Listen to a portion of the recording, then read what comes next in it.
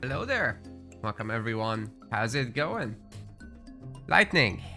Lightning, have you ever seen that before? Might be over before it started. Anyways, Lightning is a really quick game mode in Age of Mythology. Basically everything is running at 4x speed except the actual running. So like movement speeds of units are normal. Everything is gathering fast, everything is researching fast, everything is training fast, everything is built fast. It's fast, gotta go fast. We're waiting for the very first series of this, and I'm afraid we might have a no-show in that one, so I might just dip into some of the others. I'll dip into something else. I'm telling the gamer now, who would be Joey Bads. And here we got our bracket. It's a 100-pound tournament as it was yesterday with Deathmatch, but a much smaller turnout sadly, and we might have no shows on top of that, so that's rough. But to compensate, we will increase the series sizes in the winners finals and potential losers finals, maybe winners semis, I'm not sure. Our manager will decide, leaving it to Danny. What are we watching then? Because not number 4. Let me see if the other matches are running, okay? And then we'll see.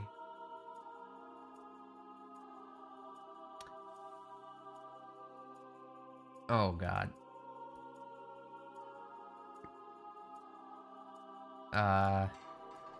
Do we have 3 no-shows now? Jeez. Well, then I have only one choice. Jesus Christ. Okay. What we're gonna do is we're gonna take a look at the god picks of Matador.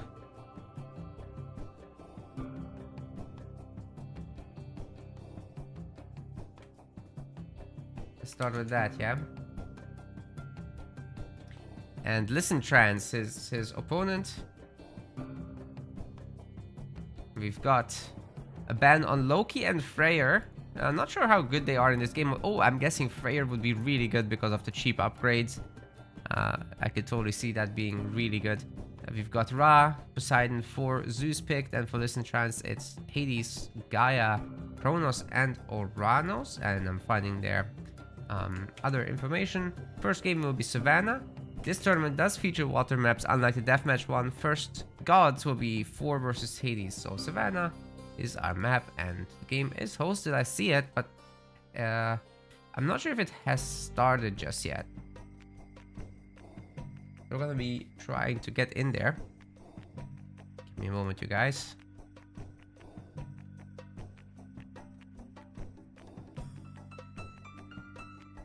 I think they're playing, and we're just gonna get to see it momentarily. But yeah, Lightning, this is gonna be so interesting. I have no idea how long the games even go. But what are the Lightning secrets? Well, there are limited numbers of workers you can make, right? They are limited anyway, but in Lightning they're drastically limited. So that's gonna be a really interesting thing, because it also affects fishing ships. It's also affecting caravans, so you can't really rely on trading in the later stages of the game, which means the gold mines are absolutely essential. But also do consider that with gather rates being fast, praying villagers are gonna be probably insane. I'm not sure about Norse favor actually, how that's gonna work out, because it's gonna be all about their fighting. I'm not sure that that gets increased. It might do. I think it does increase as well, right? But yeah, I hear that Greek favor is pretty wild in this. So we might be seeing a lot of god power repeats. As far as Egypt goes, they might be on the struggle bus with all their construction costing gold, and then the gold mines being quite finite. So I'm not sure what they exactly do there. Something like 4 might be great, because you can just summon in the extra gold mines, so no wonder that Matador would pick that. in case the savannah spawns with not that many gold mines, but it's usually kind of generous, so not too worried about that, I think.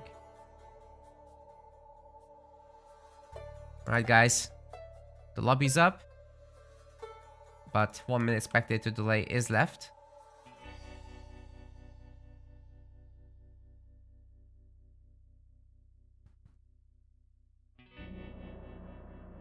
Kronos is the best. Why Kronos in particular? Is it just you just do a time shift rush?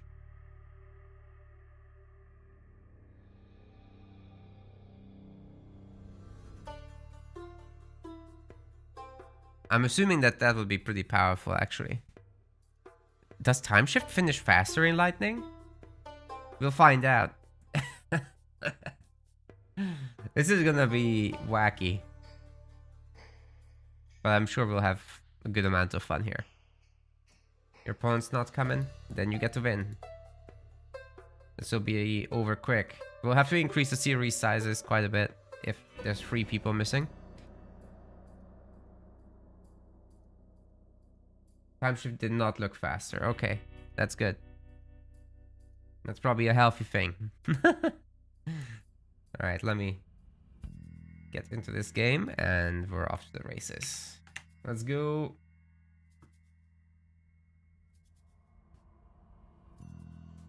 Welcome, ladies and gentlemen. I believe this might be the very first Lightning tournament you've ever seen in Age of Mythology, because I think it's the first Lightning tournament in general. In the blue color, this is Matador playing S4. And his opponent on the other side, in the red, this is Licentrance. Hades. So, what's Lightning? Well, do you notice how quickly those villagers are packing the resources? Look at that 4.6 gather rate. Look at that build speed. Everything's going fast except the movement speeds. So it's basically gonna be like the standard mode, but on crack. This tree is already chopped down and gathered up. We're basically ready to go to the classical age. Licentrance just missing the temple and gonna actually overflow the food a bit. We got Matador having committed so many dwarves to gold. He's getting a little rich, don't you think? Wow. Oh man, this is nuts. This is crazy. He doesn't have a temple himself. The Ares rush has already commenced. Is it gonna be a rush though? Because we've got the Zom up and running. The gather rate on favor is also absolutely insane. He's already got 12 favors, so expect leader power spam as well from this. There's gonna be a very low villager limit compared to normal, which is 100. I'm not sure about what it is in Lightning. We're about to find out though. I wouldn't be surprised if it's 30 or 40 or something like that. There's going to be a very drastic limit on trading as well. So the longevity of the gold mines is actually a determining factor. And of course, very importantly, the dwarven mines are going to be playing a big role to make sure that Matador can keep gathering, whereas his opponent is more reliant on map control here. Licentrance already has the second town center up and running, so the villager printer has started.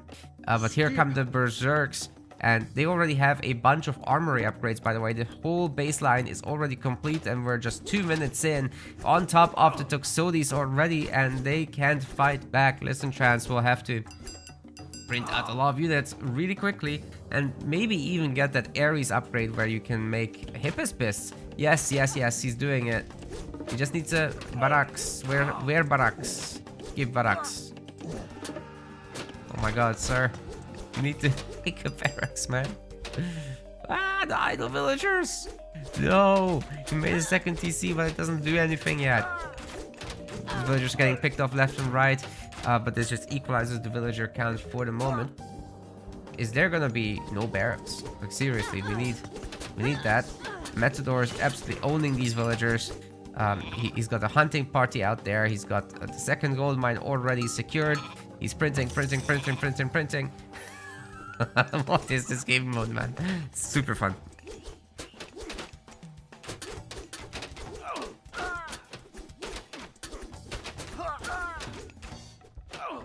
Well, these berserks are getting a little bit weak. That's the thing with 4. You are gonna need some sort of healing, and getting that healing spring going wouldn't be the worst.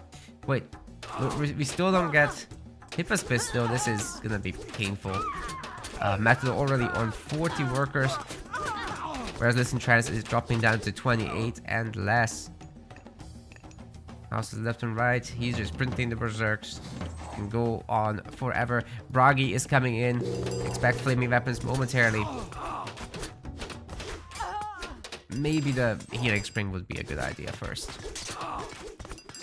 Yeah, I do think he should heal up first before committing to a big fight, because these are some very, very damaged units now. Oh, Cyclops might actually get a lot of kills here. Never mind, the landing damage doesn't do anything in that one. But he does have some AoE. Either way, they get him taken down. We've got Call of Valhalla coming in. More hit points for our boys, and they'll be returning a little bit of favor as well. Not sure what happened to all that favor, but I think he's just printing myth units. He already pumped out 2 battle boars. And Listen Trance is out of villagers. 12 villagers, that's it. That's it. Next. Yeah. Matador did that pretty good. I think he played well. He can fix the efficiency a little bit. As in, he went a little bit too much on gold, but other than that, there was really no problem here.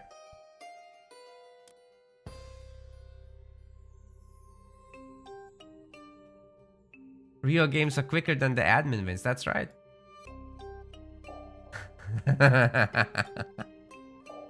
I told you guys this one will be quick. We needed more players, but oh well, nobody wanted to sign up, I guess. Next time we will come up with something different, I think. I do think Lightning should be somewhat represented, but maybe not as the entire tournament. Don't know.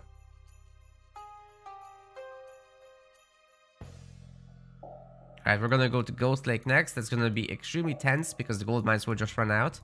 And they're gonna be in obscene positions.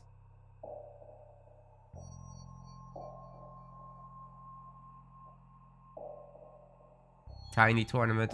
That's what we're talking about, actually. A mix of Tiny, Nomad, and Lightning. And maybe a major game mode like Mythodia.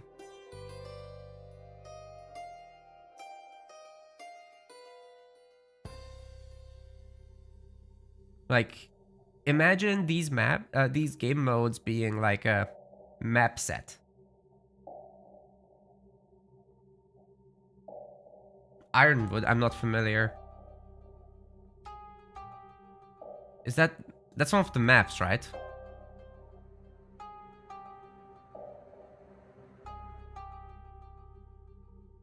There have been some Nomad events in AOM. Woodline across the center. But then you have to chop it down. That's very boring to commentate. I would die sitting here.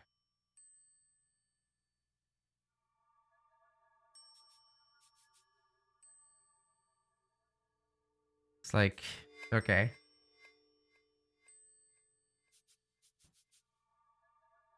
The players can do their homework at the same time.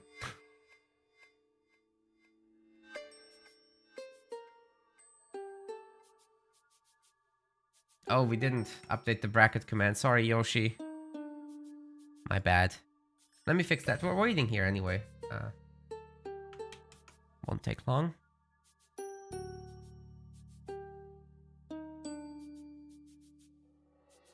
Good to see you again.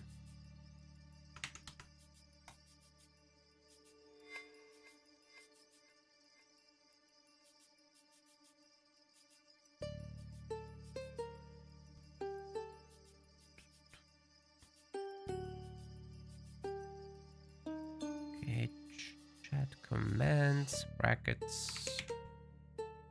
Okay, that should work now.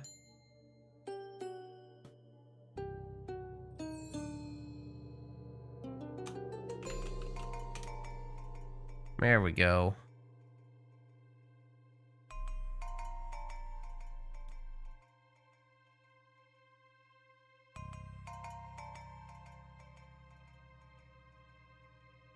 Looks like Darfnox and Funny Liquid are playing. That's good. Happy to see that.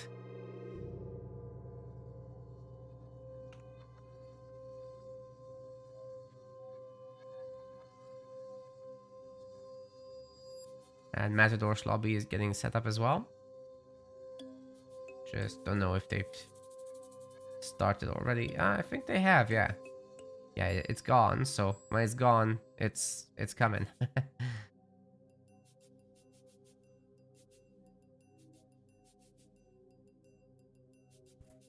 We'll be in there in 2.5 minutes. When is the first match? You've already missed it. The first match has already happened. So we're right now waiting for game number 2.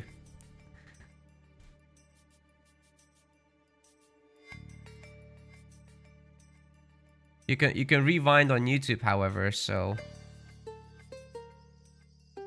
that's practical. We've got a 2-minute wait.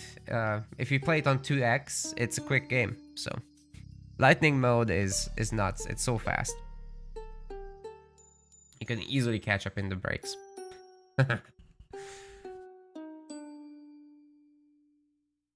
Oh, I forgot to actually check the gods.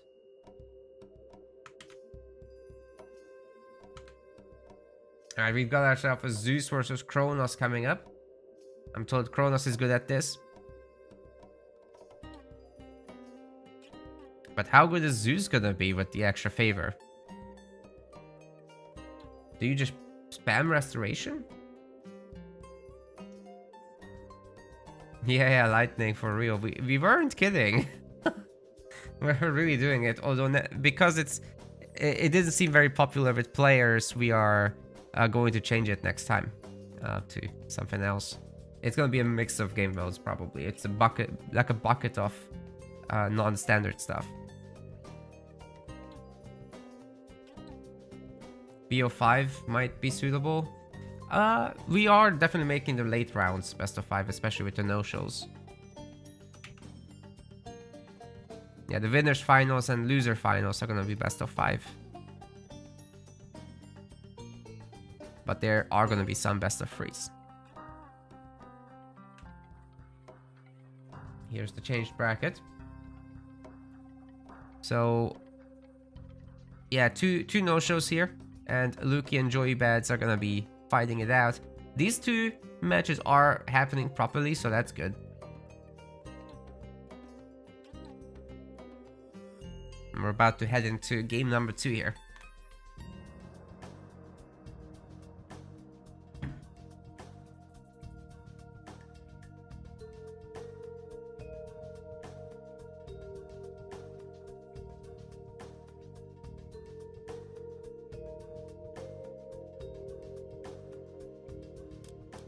Welcome to game number 2. We've got ourselves a Matador playing as Zeus in the blue. And on the other side of Ghost Lake, this is Listen Trance going in with Kronos. I'd be really interested to see how this matchup works out. Got a little bit of storehouse sharing to start off with. Does an almost standard build loader work out here? Sending a 3rd one to gold already. I guess somebody needs to build a house. Wow, already 170 gold. Yeah, you need a 3rd one on the trees, I think, for this one. Hand axe is coming in, wow. 5.5 gather rate on the wood. It's going so fast, guys. Okay, need a tempo now.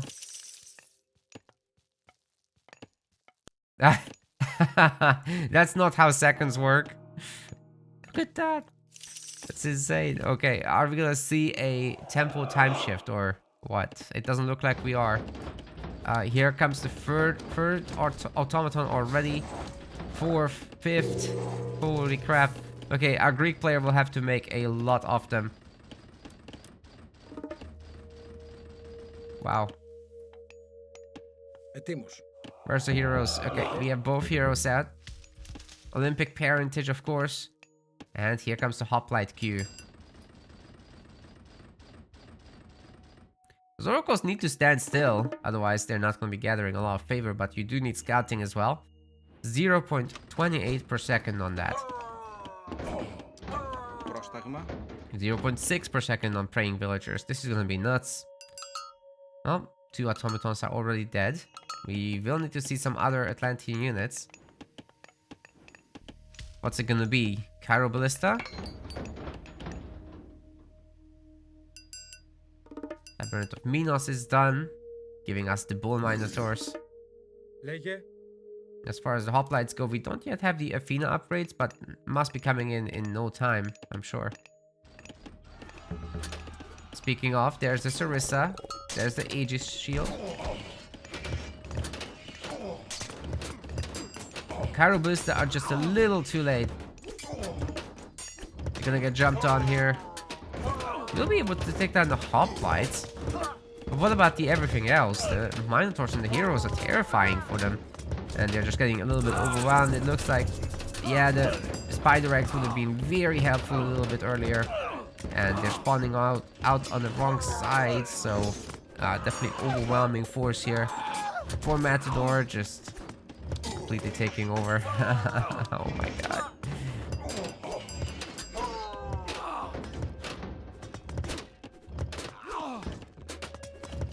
He can use Restoration if he likes. And just go for the TC, honestly.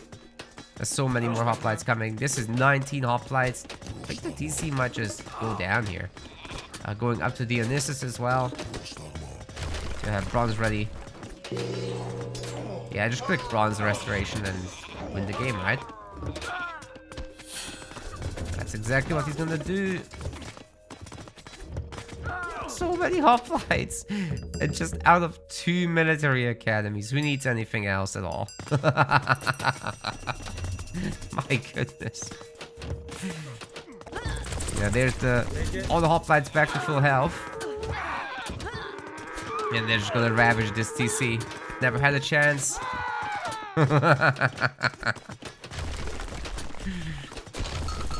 Yeeted and deleted. This entrance can't even believe this nonsense. That just happened.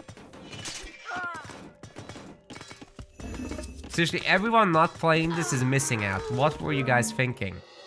Look at this, it's so good. Wow. Nearly had enough favor for a second restoration there, by the way.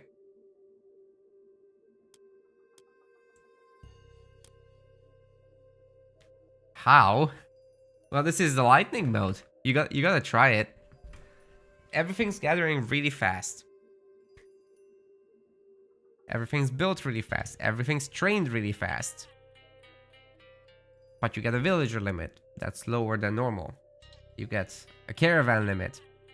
I think there's a different tower limit as well. But while we wait for the next round, I'm gonna look it up. Alright, that's the series 2-0. And Matador will be moving on. And we can take a look at the other series. Darth Nox versus Funny Liquid. No, we can't. Maybe that's over as well.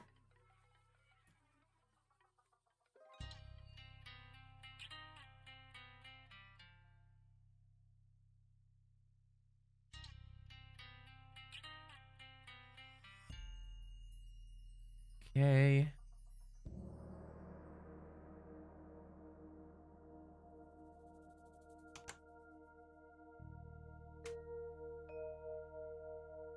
Possibly best of 7 grand finals. Yeah, we can go for it.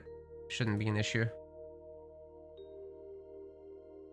But that's right. We've got more series sizes, bigger.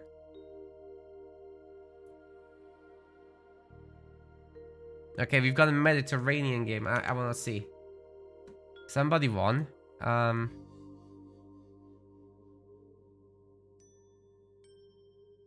Okay. I think Funny Liquid is up.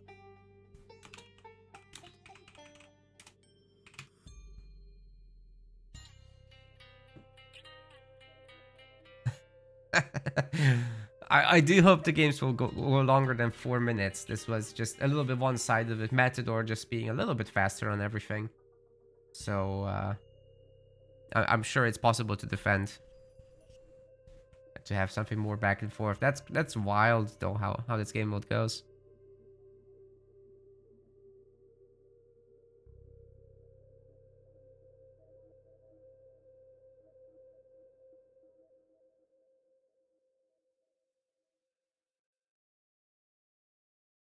We're 1 minute out, and then we're gonna have this Mediterranean game. I'm watching this because there's nothing else we can do right now. I guess we could have watched Lukey versus Joey Pads.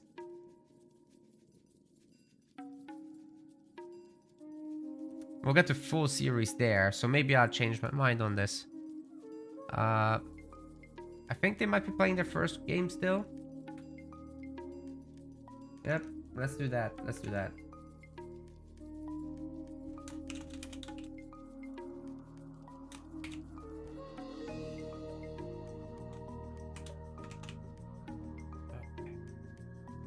Just making sure it's their first.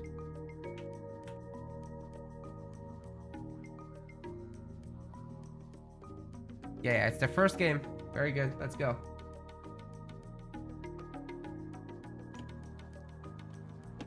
Welcome to our Lightning Tournament. This is now a round 2 game.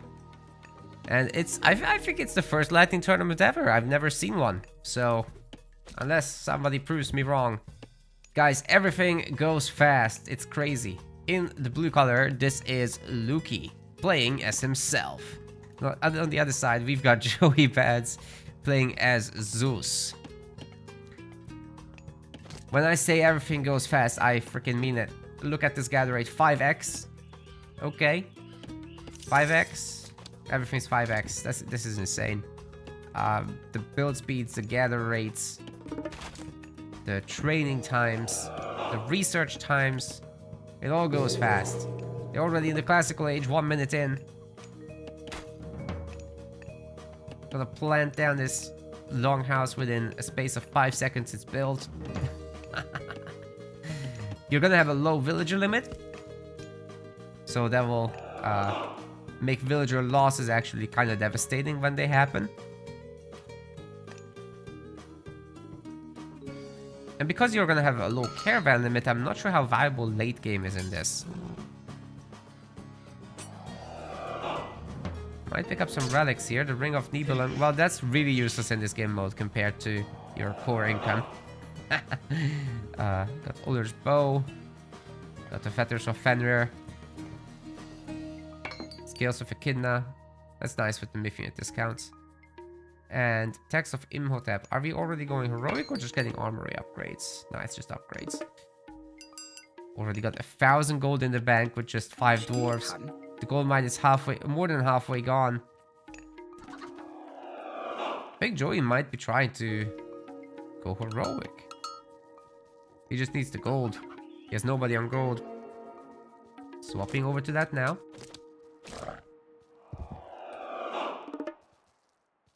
Gonna be 2 upgraded centaurs.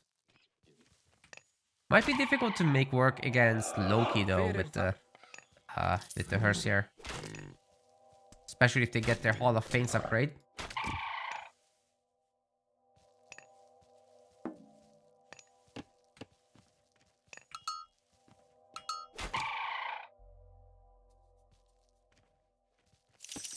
And there comes Apollo as well now for Joey Pads. Is he just gonna do a big ass underworld? Or, and hear me out about this, maybe he just goes mythic.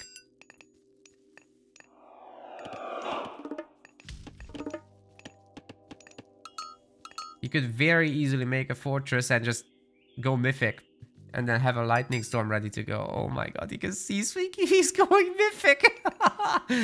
We're gonna be mythic in 5 minutes. Or less. Oh, or definitely less. He might be mythic within the 4th minute. Oh my god. This is insane. Fortress is nearly done. But is Lukey doing the same thing? He's further away resource-wise, but for how long? The armory upgrades are coming in real quick.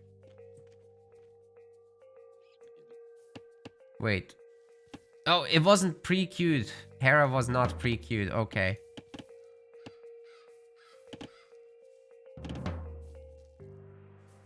Ah, he could have had this within the 4th minute. Okay, that's gonna be a lot of centaurs. And he can start his Myrmidon printer. Oh my god. Spamming down the houses like it's deathmatch. Luki very nicely taking over the map, walling off and everything. I'll tell you though, Medusa are better than Centaur by quite a margin. Especially with the health and armor. It's very difficult for Norse to engage that if you've got something up front. So are we gonna see Myrmidon? It's a pure myth unit army. More balance here for Joey. He's got a bunch of throwing axes. And yes, exactly as predicted, the Argive patronage is coming in. Every minute, Myrmidon should be coming out, but it's actually 4x, right? So it's more like 15 seconds. Is that faster than 15? That looks to me like less than that. Might be like 10 seconds. Oh, because it's 5x, not 4x. That's right. Oh god, here come the Rampage Fire Giants. With granite blood. But is there enough Norse favor? Hold up. How much are these guys getting? 0.05 auto gather for the Hersier. It's not crazy. And Joey could very easily outspam them with Medusa, but he will need wood. He right now does not have a lot of wood. That's something he needs to fix. Free Myrmidon Printer is the name of the game for him. What's he gonna do with the rest of the resources? He's got so many resources. Already heavy Myrmidon, of course. And 4 of them getting trained at a time. Joey has auto queue, okay? That's what this is. The heroes are getting trained. He's got champion Myrmidon now with the at least the baseline upgrades of the armory. But he's going up against bronze units there. Might have to just use the lightning storm, but Luki just garrisons, of course. He predicted this. Here's the problem though. Joey is ready for another lightning storm after this. And the cooldown goes faster too. It's available in 30 seconds from now. Holy crap. Okay, he's got to be a little bit careful engaging that many throwing axes. Ceasefire is very sensible here. And then by the time it ends, he's got another lightning storm. This is insane.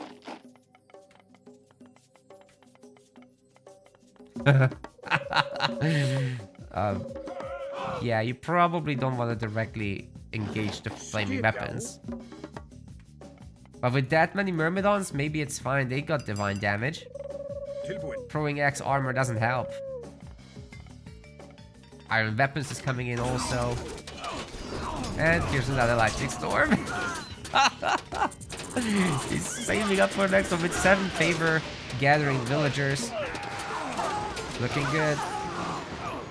Oh, these units are not garrisoned, in fact. The lightning storm is very easily reaching them and it's going insane. See, the flaming weapons is gone. We've got a Nidhogg out on the map. And all the centaurs are aiming at it. It's already dead. What the hell? This dragon just falling on the ground in tears. Fire Giants, however, doing some work on the Myrmidons. They're already low health. And we've got the Ballista edition as well now. So the Fire Giant Ballista mix is actually looking quite decent. I think Joey is going to need to pump out a handful of Medusa here, because they're really the answer to all this. Norse has great difficulty reaching them, and they're so tanky anyway, as long as you just have Myrmidons to protect. But yeah, it is time to make some units manually for him. He's near the population limit, and it's all automatic and free units. They are free. So Joey is technically not losing anything here. Except his Helipolis and heroes. It's all free units, gamers. Oh my god, he's getting gold from the bolt. That's insane. Is this flaming weapons even gonna work? We got a trade right here, by the way. 359 gold. Okay, maybe trade works. Even with few trading units. Throwing axemen are going insane, however, here. Doing flaming weapons, they are just so strong. They don't have the bonus damage against Jordics yet. You need to get what's it called? What's the upgrade called? Help. Burning pitch. Needs burning pitch. Maybe a bunch of mountain giants here would be a nice addition. But no, just more fire giants for now. Gold mines are starting to dry up. There's a bunch more. So Loki will be able to go after them. And finally we see the addition of facilities. That's a lot of towers. Holy moly.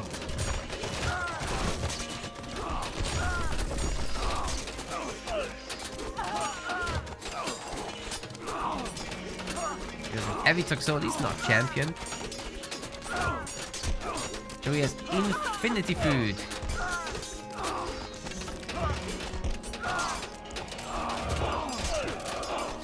Maybe the Myrmidon aren't that good. Like, eventually, sure, these TA will get cleaned up, but without Medusa, I think this is not gonna work. With them, it would. Crazy amount of Myrmidons. Actually crazy. Do we have 15 fortresses yet?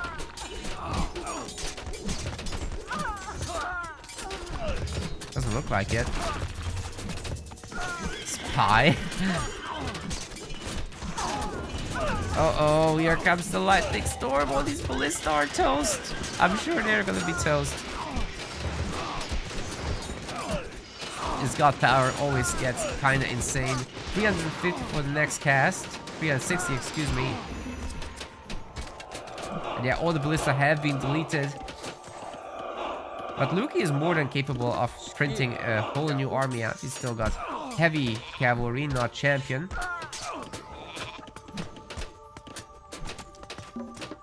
Town center does get destroyed in the end. And you know, eventually we do get to the point where Loki just runs low on wood and all the other resources, whereas the Myrmidon printer is gonna stay alive forever.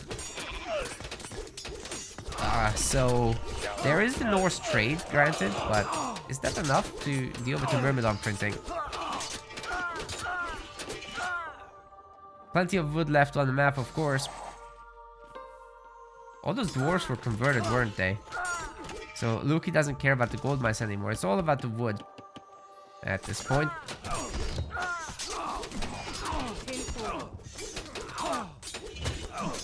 He seems to be pushing in. Yeah, Joey does need other things. More fortresses and towers, some Medusa in between, and a bunch of archers. Maybe a bunch of cavalry, honestly, looking at all these guys, but does he have the gold for it? I would say not really. 111 per trip. Ideally, you'd be trading from out there.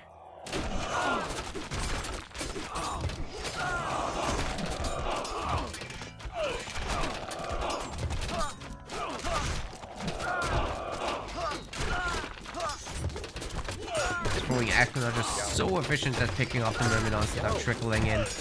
They never actually reach the target, but we've got another lightning storm. So that's nice. These towers could technically take 10 people each. So maybe we should be seeing that. Fortress does get destroyed by the ballista in the end. And the lightning strikes so many giants that it actually just gets tagged. They have 1680 hit points.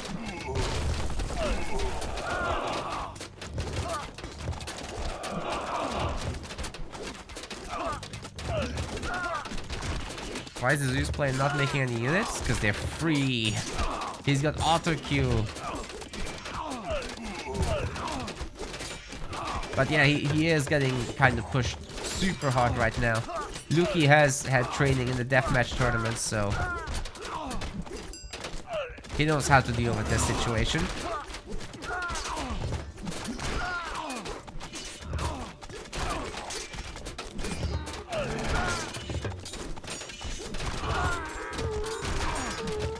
Wouldn't it be better to add some Hippos Pists? Hippos Pists would not work. The throwing Axemen, once they reach this kind of count, you don't make Hippos Pist anymore. You have to make Cavalry to get on them, or Peltast.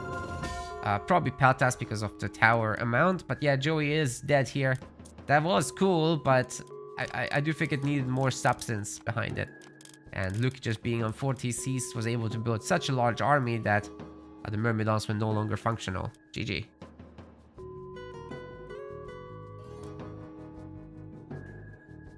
Yeah, Peltast, exactly.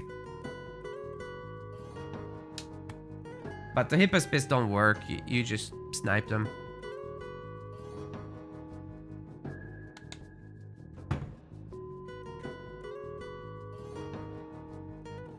Right, the next map is gonna be Alfheim.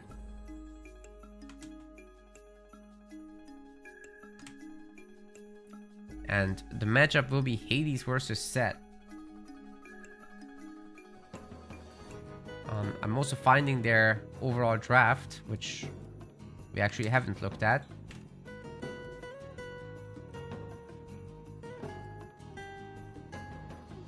There we go. Alright, so Ra and Freyr were banned. We've just seen Zeus die and Loki win. And next up we've got the Hades Set matchup coming up. There's a third game. I'd love to see what Isis can do with like repeat ancestors eclipse and empowered monuments. That would be crazy.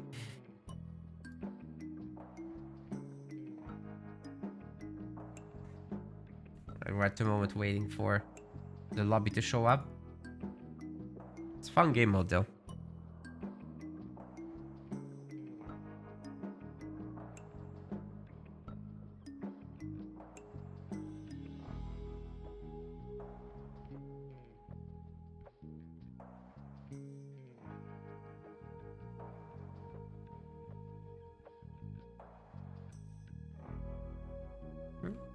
No lobby yet, but soon TM.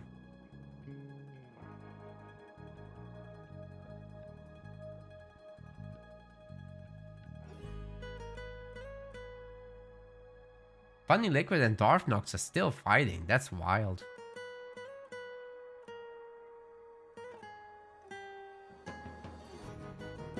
Alright, we've got our lobby. Let's get it.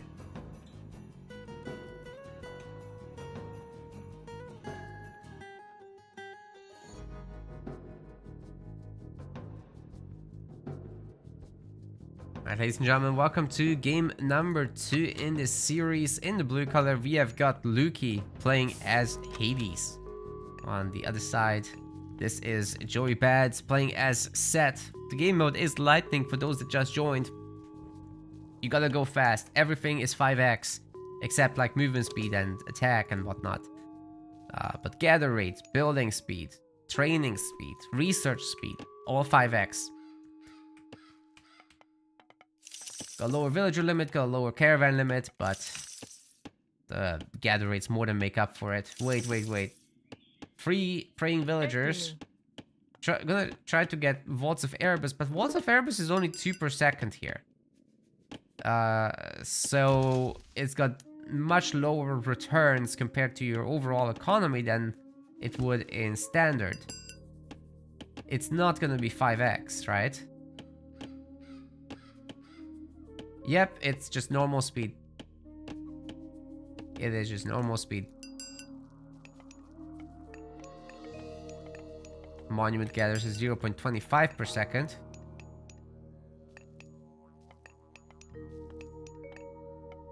Favor's already going nuts. 3 monuments. You gonna see more than that? Oh, Joey got some idols. The hunt gets used up very quickly here, so no surprise with that. Zombs are down. Is Joey the one winning? I've got the scoreboard flipped, sorry. Well, no, I should have had it this way anyway. Yeah, what a mess. Sorry. That was accurate.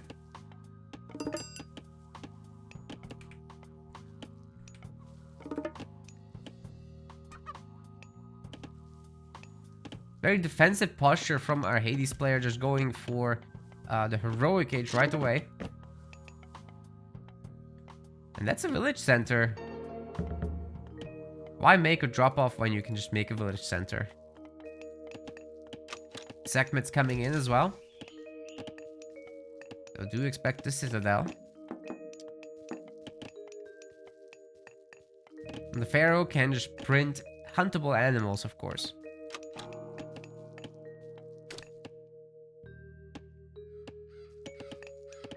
That means the villagers never have to move, and if the villagers don't have to move, they're gathering, and with the very high gather rates, movement has a higher cost. So I really like this, actually. Oh, the cows are already fat. That's crazy. Got the fortress coming in. Is this an earthquake rush?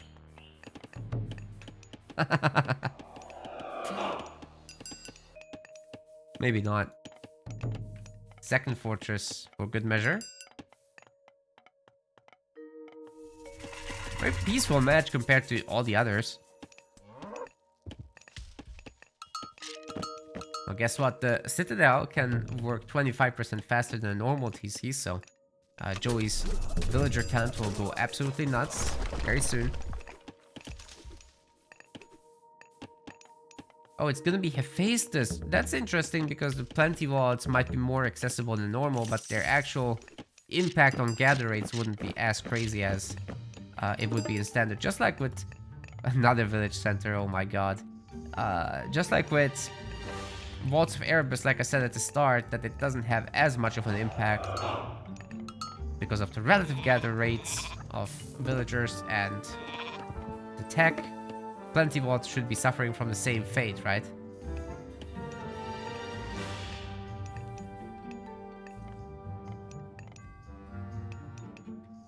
Another TC.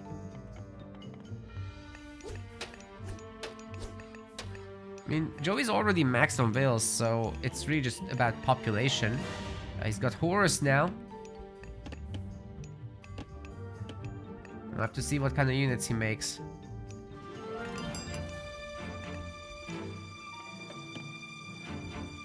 Already 200 plus favor, so the second Plenty Vault will be very easy to use.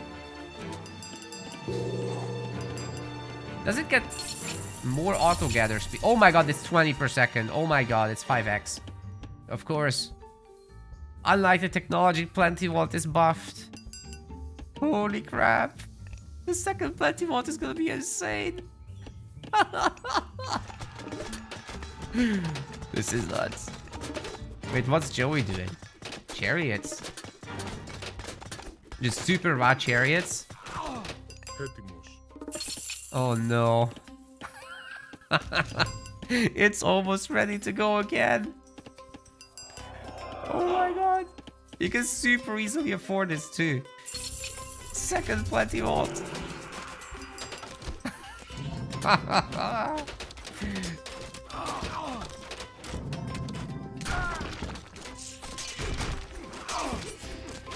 What is crazy about this mode? Dude, in standard, at 6 minutes, you just about start fighting. We're already in the mythic age with multiple Plenty Vaults. What's special about this mode, he asks. Oh my god. You're killing me just here. Gotta go fast. That's what's special. Well, here comes the tower spam. Colossus is just chilling. I guess you could make more Colossi. The first Plenty Vault will be a little bit more expensive, so all you gotta do is just put every villager on favor, right? In theory. That should work wonderfully, I think. Tornado on this group will, of course, annihilate everything. So we might be seeing that. Perseus is out, so this Avenger strat is not gonna work. And the Vitalitas is doing relatively nicely against all these chariots as well.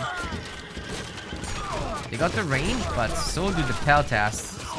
Just one range no range difference anymore, actually. All that Luki has to do is just make sure he's got enough heroes out to deal with them. He's pushing super nicely. Broken down the walls. He's sieging this town center as well. And while there's gonna be mercenaries sent out, well, they're gonna die very fast. Is there... Oh, they're losing health so fast, man. I'm not sure they're worth it. Especially with towers around and everything. We still don't see any Gastrofeteros. Those might be a really good addition here, actually. Although they're quite expensive at the same time. That's a third plenty vault, ladies and gentlemen. So 60 per second per resource at the moment.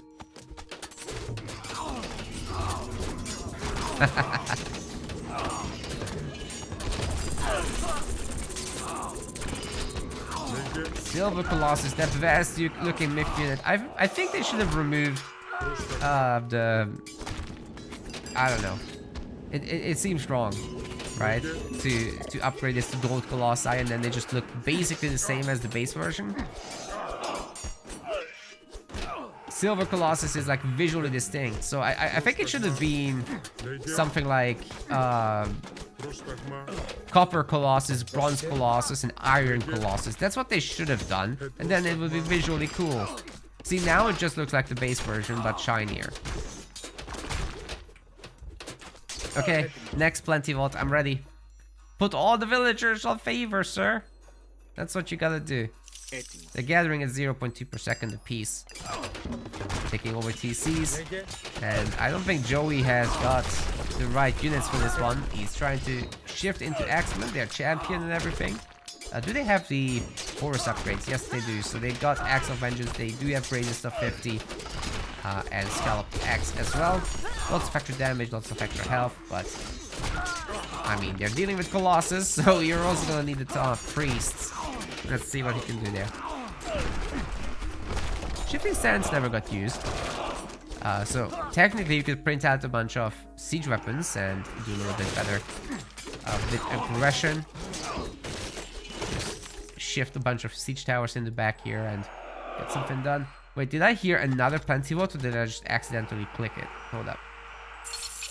That's free. 600. Yeah, we're fine. We're gonna get to 4 Plenty Vault, I'm pretty sure.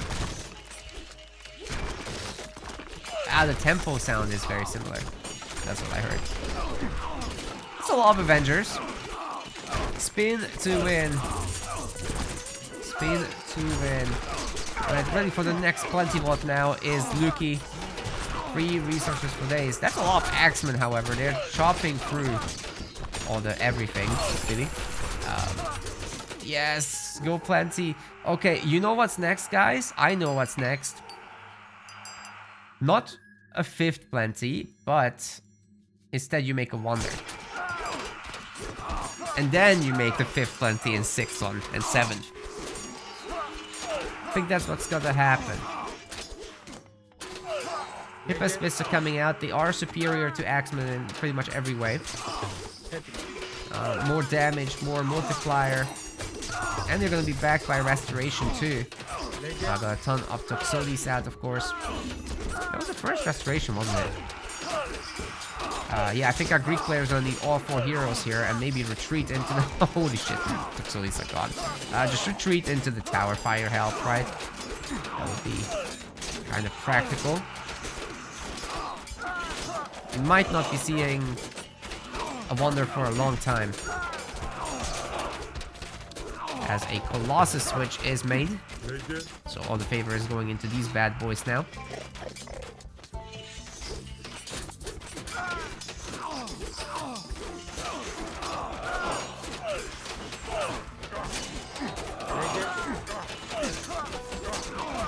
I guess the Axemen do have better attacks with all these upgrades. As they get lower health, they get higher attack anyway. But the Toxotes are cleaning them up pretty good, and it looks like the Colossi are great at holding back against the Avengers. Even though those do get some bonus against Smith units, it's this 2000 health that they just can't deal with. With Hades Smith units getting extra health, that is pretty potent. And we've got the Gastrophederos, Helepolis, and Colossus working together here to push it all back. Doing a great job. A great job.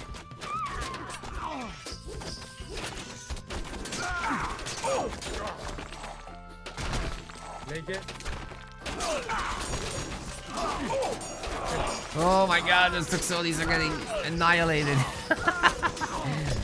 Holy moly.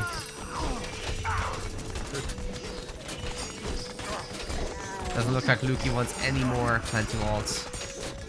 But surely soon he's got to be ready to go for the Wonder, right? Costs like 5 grand, I think. Can I not see it? It should cost 5 grand.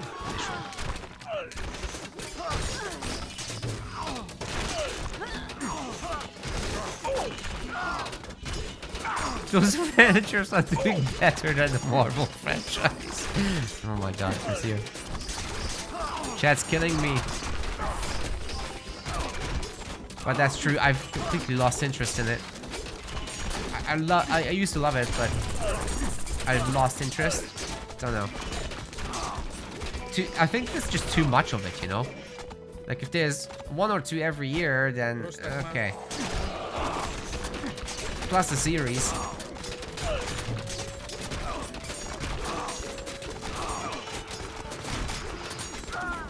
Just oversaturated.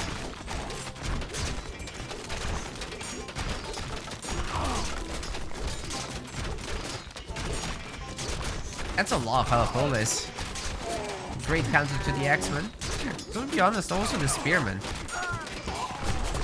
They just tank. Got the resources forever, so you just take it like a champ. Okay, it's really time to sell the food and to buy the damn Wonder. Time has come. Come on, Luki, you can do it. Get more Plenty Waltz. Or with a Wonder, he could just spam Sentinel up front. DC will come back up, but I mean, the Colossus will tear it right back down. This isn't gonna last long at all. So many Colossus, oh my god. Love it. It's so good. Wait, Titans are not allowed? Hold up. You're right. Titans are not allowed. What is that? Luki is victorious, however. GG, well played. Why aren't Titans allowed?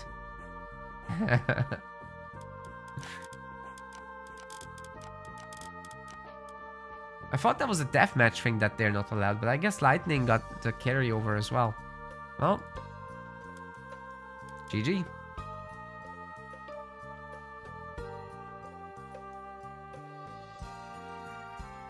Wait, did we make a rule that Titans are not allowed?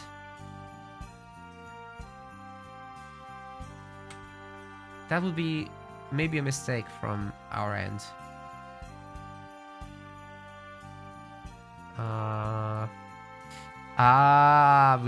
We did ban them. I'm sorry. Yeah. Okay. Yeah, maybe next time we will allow them. I don't know. It's fun though.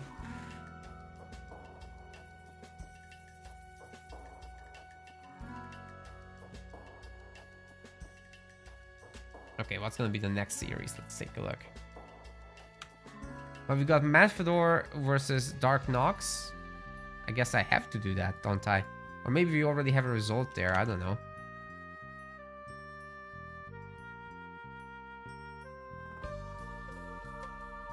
Ah, they're already on their game 2.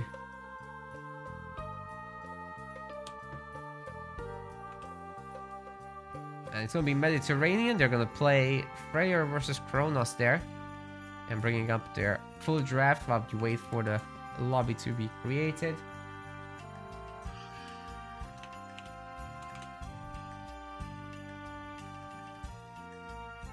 This is their full draft. So Loki and Thor are banned, which is a good idea, I think, to ban these two, because repeat flaming weapons is kind of nuts, and so is the repeat gold mine, although you don't super need it, but the gather rates are insane in Mythic.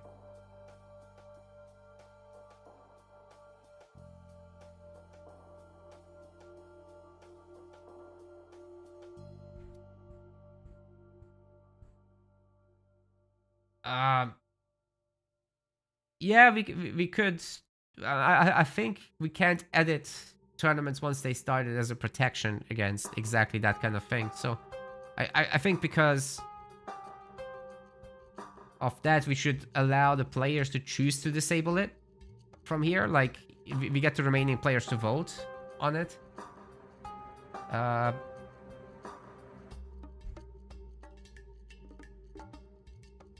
But we can't physically edit the tournament without resetting the whole thing. Or we just do it next time, because this is already pretty crazy.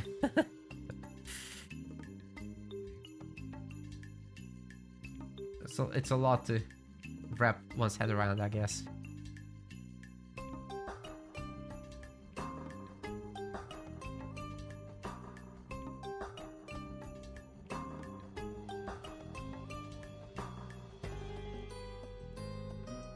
Well, I didn't say anything big. I just said that I'd be cool with it too, to change it.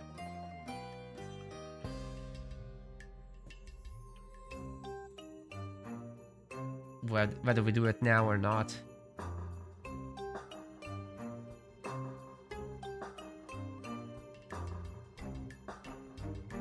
Yeah, the players can make a call for each series. That's fine by me.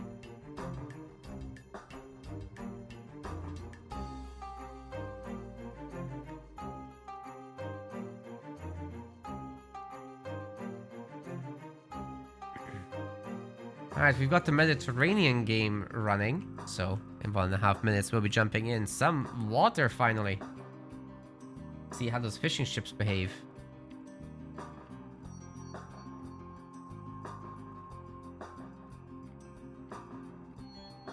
Hey Joey, did you know that the Plenty Vault gets its income multiplied as well?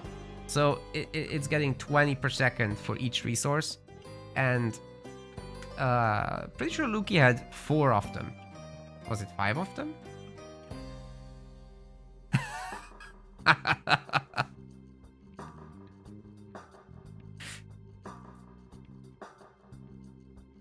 Yeah. No, I was like calling at the end for a wonder because he had so many resources. So maybe next time. You know, once you have like 4 or 5 plenties, you just sell whatever you have excess of and you make the wonder, then you make even more of them.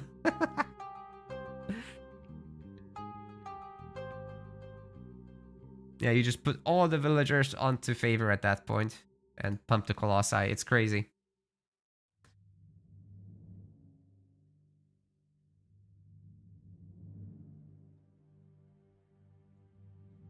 Stealing the plenties with shifting sands, that's funny. Jeez.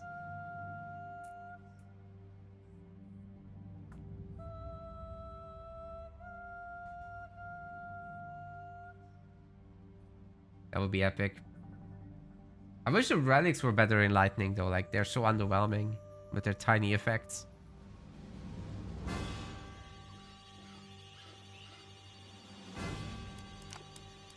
Alright, ladies and gentlemen, welcome to another lightning series. In the blue color, this is Matador playing as Freyr. On the other side, this is Darth Nox playing as Kronos. Now, lightning is the game mode where you go fast. Everything's multiplied by 5x. Gather rates, build rates, research times are reduced as well. And what else? Training speeds are reduced. But you get a lower limit on some units, like, I don't know, fishing ships. Wait, did he cancel the fishing ship there? Oh yeah, the manor has to be made. Gotta have good manners. Here comes the fishing printer, and they're gathering at 2.5 per second. Not terrible. Not amazing. But once you upgrade those fishing ships, I'm pretty sure they're gonna be insane.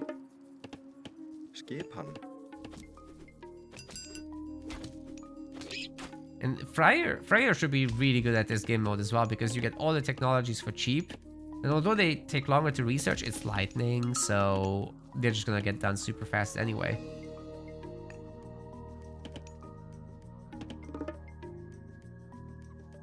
Our relics for this one are gonna be the arrows of Heracles, the staff of Dionysus. We've also got the thundercloud shawl, the text of Inhotep. They're not bad relics, but are they gonna bother picking them up is the question. Uller is coming in, as well as Leto for the classical age, and we should be seeing a little bit of a naval battle, I think. Let's see how that works out. Maybe Matador will, however, build on the other side of the map with his Norse units. They can do that very easily. I'm not sure how quickly this hill fort will be building, because the timer is like going fast rather than displaying real time in this game mode. That's not how seconds work, as I said before.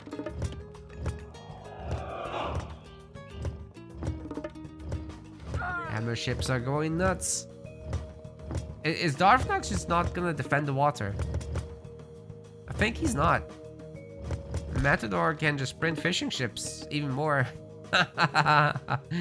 Wait, do they have a proper limit here? Still printing fishing ships. He stopped now, but I think it's mostly because he actually already occupies all the spots. But there is technically a trio of fish here, so that would be good to pick up. Or are we gonna go to the heroic age now? Military barracks is getting time shifted to the other side of the map. But it feels like Matador already is somewhat aware. And he's gonna go up to the heroic age for Aegir, already done.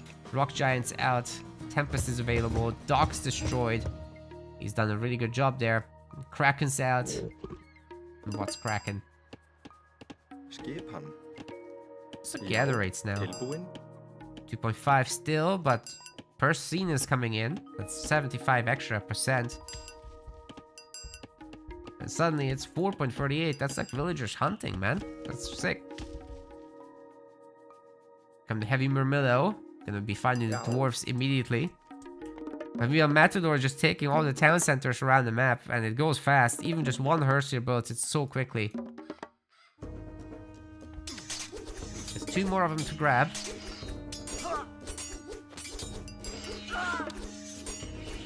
Problem for Matador right now, he doesn't have any gold, so he will need to do something about that. But hey, he finds all the citizens here, and they're gonna all die, I'm pretty sure. There's no escape for them. Darfnox is in a lot of trouble here. Holy crap. And Matador is a tough opponent anyhow, but especially with the situation they're in now, you really wouldn't want to face Matador. These Murmillo could do a lot of damage, however. Let's see what they can get done. A Feast of Renown is coming in.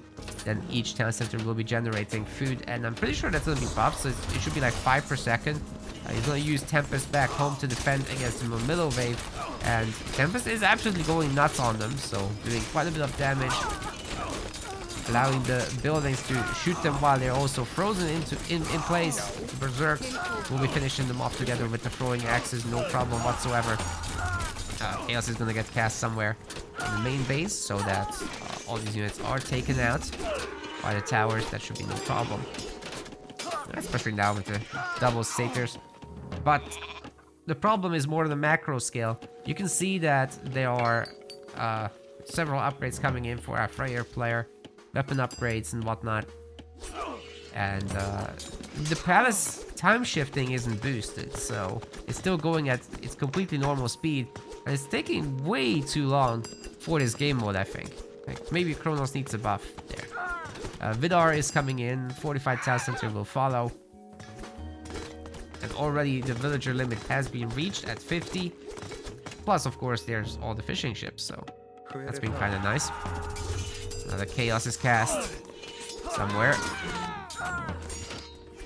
was over here on just one unit or a handful. It was a handful, I guess. All the upgrades are coming in for Matador. He's just jumping through every single building. This guy's insane. TC meanwhile healing all these units up, but I don't think that healing rate is buffed, maybe. However, the food income is buffed. Every TC is gathering 5 per second. He's got plenty of at home. Look at his food right now. Holy. Maybe he can make a wonder for us. Please, Matador. We've been good kids all year.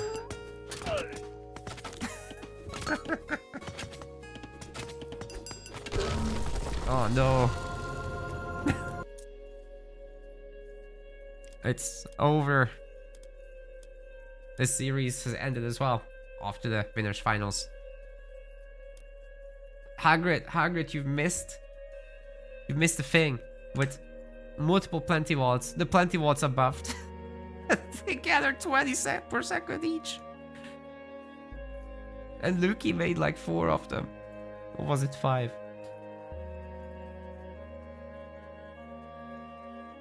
Oh, you didn't miss it. Okay. King Hagrid. You're covered. Fine. Okay, next up. Is this best of 5? Wait. No. It's Ogre. It's all Ogre. Off to the next one. That's gonna be a best of 5. However, the winners finals, Lukey versus Matador. We've seen them yesterday fight in deathmatch, but now they're fighting here. Should be cool. Listen Trance and Joey and Funny Liquid are still in the losers bracket down there, so they're gonna be moving along as well. Hopefully, just checking if their games are actually being arranged. Looks like yes.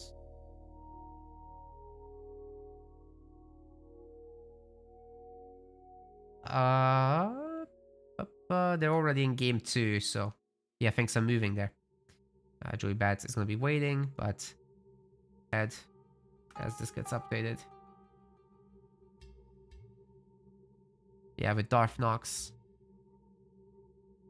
Yeah, we're just gonna watch Matador versus Loki, and very likely we will watch the losers semi-finals as well. Now let me get the God pick and ban information.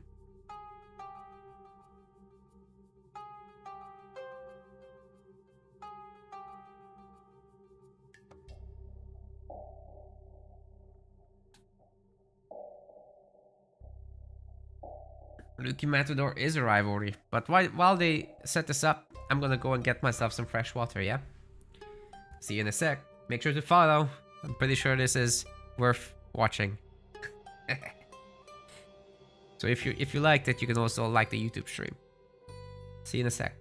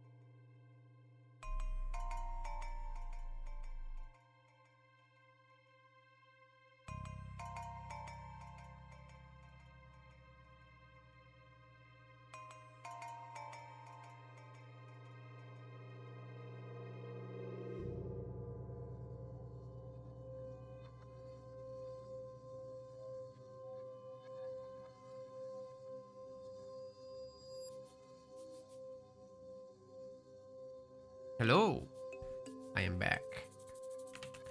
And these boys are hosting as well, right? No, it's not visible yet. We will get there. Just checking on their information. I know. Oh, game 1 is Mediterranean again. Nice.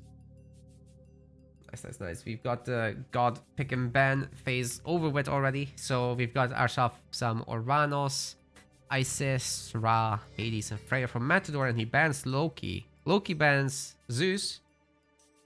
Loki bans Zeus. And he's got 4 Poseidon, Gaia, Kronos, and Odin. Okay. Yeah, Zeus, we don't want that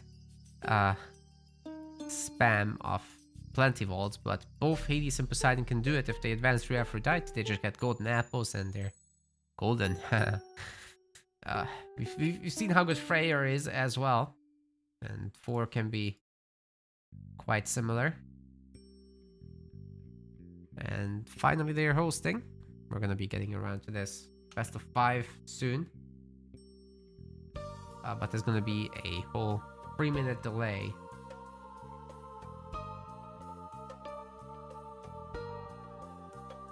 Freyr ban is a must, but Zeus has counterplay. Wouldn't the other Greeks also? Like, we've seen Loki's Hades. It can do something similar. What is the special thing about Freyr? Is it that you just make all the fortresses and then you have infinity food?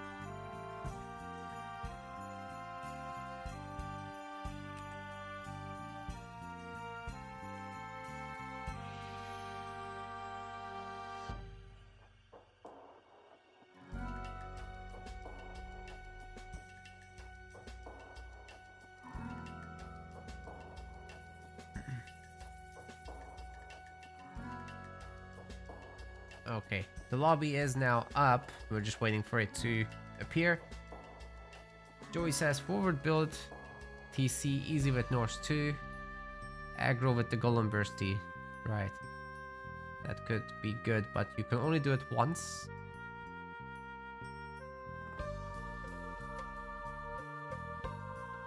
And thanks you to Electro Ninja for the raid. Appreciate it. Yeah, the second Golden Burst would cost 300 favor, and I don't think that's reasonable, really. Basically never gonna do it. Alright, our lobby is now up and running, but we still need 2 minutes to actually get in.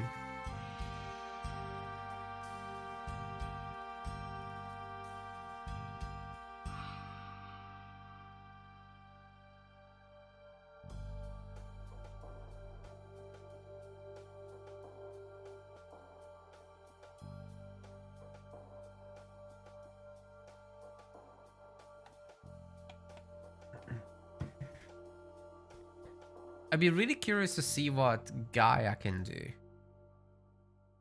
Because income-wise, especially once you get to your trade stage, where the caravans will move super fast, that should be rather potent, right?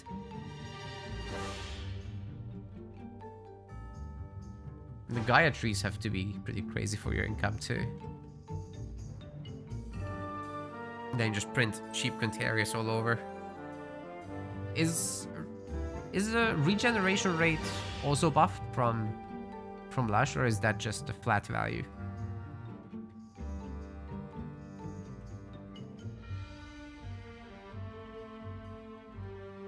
Farming is a good idea, probably, right? Because of no walking, that's right. I mean, set's pretty good for that reason as well, because you can just spawn your hunt where you are, and then it's fast, but with rain, if you got enough favor, if you're like empowering the monuments, then I guess Ra can just permanently rain.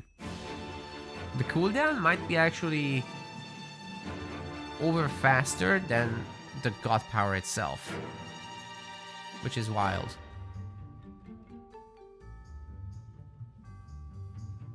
Alright, here we go. Hello gamers, we are already in the winners finals of the Lightning tournament, and in the blue color this is Matador, playing as Freyr.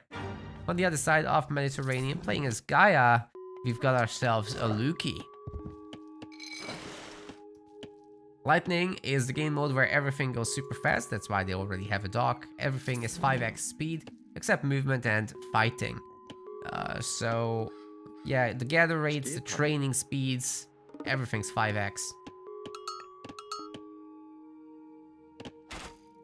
Should be pretty sick. Right now, these citizens gather at 7.87 per second from the Gaia trees. They're gonna chop them down in no time. And then we should be looking at naval fighting quite early on. But with our Freyr player seemingly getting ahead of the curve, and we'll be able to advance very shortly already to the next age. Can our Gaia player do the same? It looks like pretty equal. Yeah, in fact, our Gaia player is a little bit faster with Oceanus. All the upgrades are coming in as well from the Economic Guild. And triple pumped navies will be a thing. There goes the classical age. We've got our free servant, of course. Bosa already on the way. It's just 1 minute 40, man. Insane. Ooh. I think Matador figured out that there's gonna be those. How did he know that? Such a good opener to go with the Dreki here. Kind of lucky as well. Will Luki be able to answer this with arrow ships? It'll be very important to stay popped, of course. Okay, there come the Biremes. They will be tearing up these Dreki in no time. All the siege ships are dead, except the one.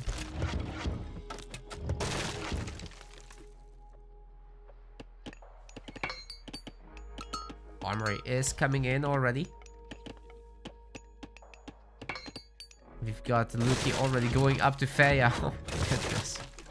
Eager is coming in as well, so we really didn't spend much time in the classical age at all, as the income just completely outscales the production, but that is a huge fleet for Matador. We're gonna have a Kraken, we're gonna have a Neri. Technically the Neri should be able to beat the Kraken, especially if there's several of them. you're gonna have really good targets in there. Is she already dead? Wait, she's idle. Oh, okay. The Crack is gonna wreck for a little while, that's for sure. Such a good tank as well, but the Neri is getting on top of it and giving it the shark attack. It's going down. There's another. Second TC for a Gaia player is already done. It looks to me that Matador is just completely outscaling economically speaking. The fishing ship upgrades done, the armory upgrades are getting finished as well. So these ships are now quite well armored. Fireem's dead, and it looks to me that Matador is just completely taking over the seas. It's gonna have to be a full land switch. 2 trees are already down. We've got all the dryads out. Let's see if there's gonna be any more. Luki's gonna be trying to head to the Mythic Age, but right now doesn't have food income whatsoever. Although with Gaia moving on into farming wouldn't be the hardest thing. But in the game mode where you got 50 population max in citizens, then not having the fishing ships is a pretty big problem. It's a 15, more than 15 limit, 16 fishing ships. Is that...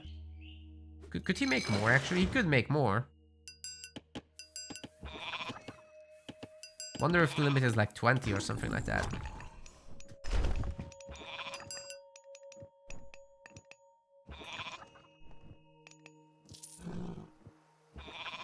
Skipan. Atlas coming in. Let's see what Luki can do with the big suck. It's his only chance to make a comeback happen. Because, yeah, this is looking pretty bad right now. Especially with Matador essentially doubling his population. Of course, Matador will have to eventually delete these ships in order to get the land army. But he does have all the TCs up and running. He's Mythic himself through Vidar. He's getting all the upgrades going. Including the levy tech.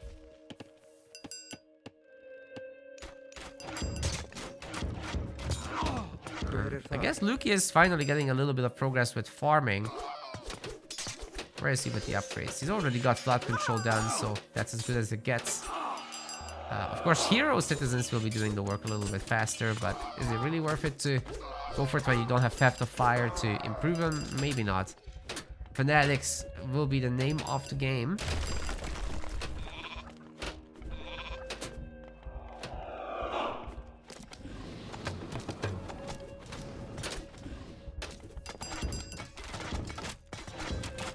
These units are so out of position. They really won't be able to do much damage, and Matador just goes to the other side. That's pretty smart, actually. He's got Feast of Renown. All the hill forts and town centers are gathering 5 food per second. He's got 10,000 food in the bank. Doesn't know what to do with it at this point. Maybe later he will sell it and just make a wonder. We'll see. The Norse army is a little bit overwhelmed by the firepower from all these palaces, however. He's gonna be throwing in the Fenrir. It's killed all the villagers just now.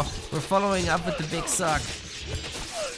There's not many units actually to pull in, and Luki is gonna donate his own units to the pool. Wipes the wall, hurts the buildings, but doesn't destroy anything. This TC remains dead, and the game is frozen. Oh no. Oh no. Well, I have no idea what's gonna happen. Let's see if they're... It's a Matador victory, but we can't see the end. That's stupid.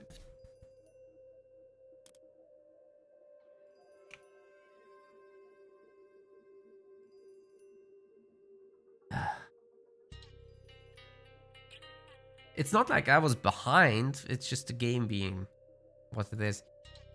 I'm guessing they wouldn't have immediately given up there. Pretty sure Luki would have played a little longer than that. Yeah, I figured you went on longer.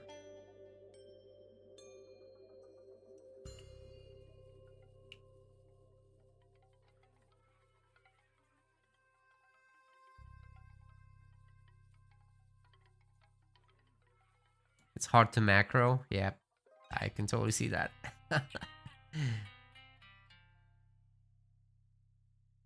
Right, the next map is gonna be Marsh.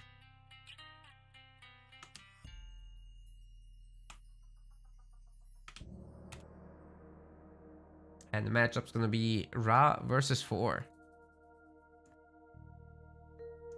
So we've got this whole situation, and Ra versus 4 is coming up. There's gonna be at least a game 3. So we will be seeing Uranus, Isis, or Hades from Matador as well. And Poseidon, Kronos, or Odin from Luki later. Should be interesting. Well, this is what's coming up.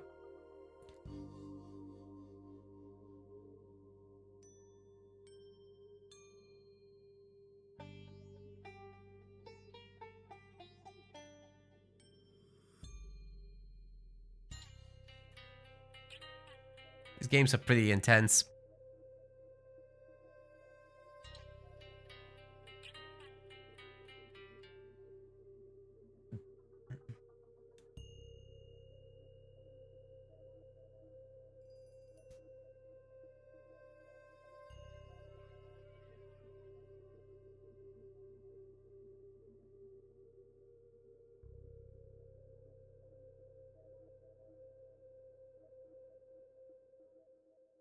All right, the lobby is now running. We'll be able to join shortly. Marsh is so much more standard. There's gonna be plenty of huntables. There's gonna be plenty of gold mines. So I don't even think the villagers will be moving a lot in between each other. All these spots are usually very reachable without much walking. So expect a quicker Mythic Age again, I think. 2 minutes, 30 seconds to start. As we are using delay, of course.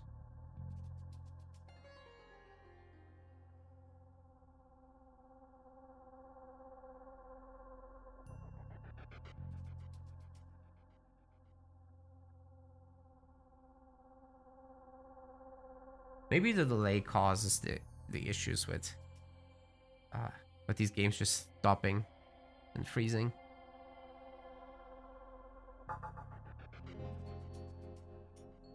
Who knows?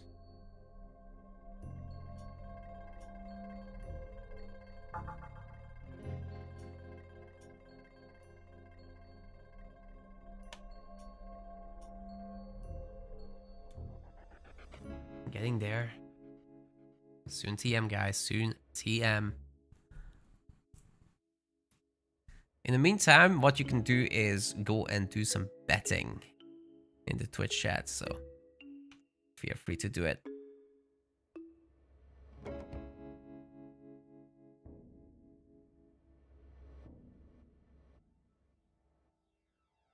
Remember, if nobody bets on Macedon, nobody's getting points.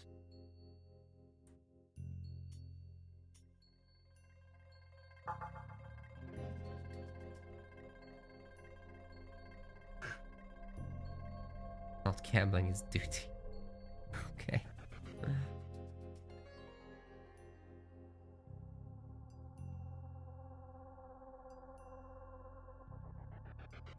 What's crazy is that the game might be almost over by the time we get in. So maybe we reduce the delays on lightning tournaments. I don't know. Well, we're not gonna do pure lightning, I think, going forward. Like, interest is too low, so like I said before, we'll put like a bucket of game modes together.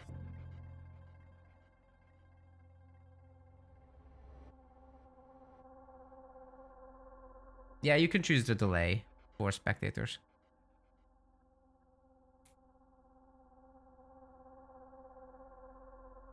Doesn't have to be 3 minutes. It is now, but Maybe I'll ask the guys to just reduce it going forward in this tournament, because it doesn't seem too relevant. Anyway.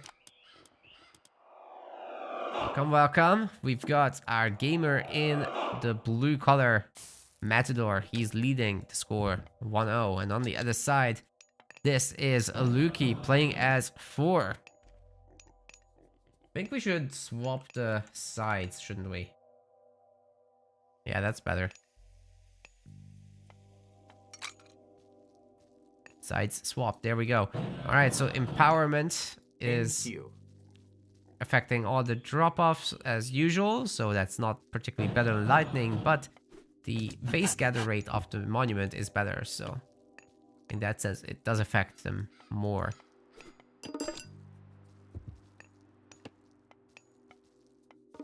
Priest is out there scouting a little bit. We're gonna have a really quickly built temple. Actually, Ra seems insane. He's basically ready to go to the next stage. What is going on?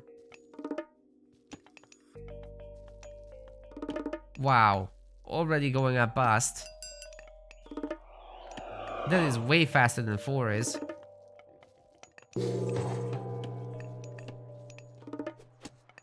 And from here, you can just transition pretty much immediately to farming and just press rain.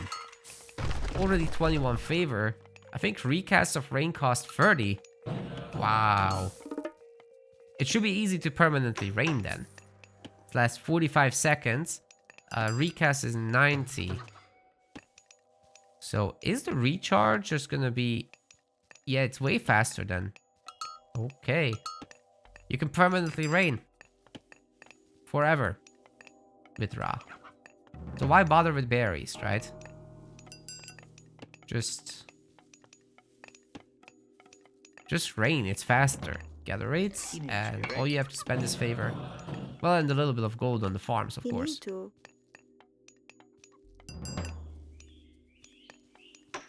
Then again, the berry bushes are gone very quickly. Already going up to the heroic age through Sekhmet. Yeah, Matador hasn't picked up on this yet, but maybe he will later. Here comes the spearman. There are a bunch of throwing axes here for our Norse player. With the heroic age being still a few moments out. Bragi is going to be the pick. And we're going to see some bone bow chariots. Okay, here come the farms, gamers. Let's do this. We're going to swap to gold over there. Wait, everyone's out of position. The spearmen are actually causing a lot of issues. Picking off several units here, but I think Matador is gonna want to leave. Okay, let's see that rain. No? No rain. Here come the chariots. They have 22 range already. Bombo is in.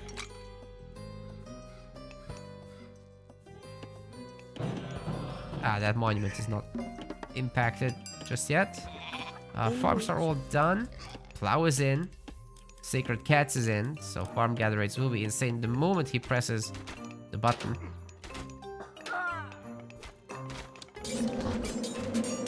There's a quick hill fort. And of course, Flaming Weapons is going to force our Ra players to run.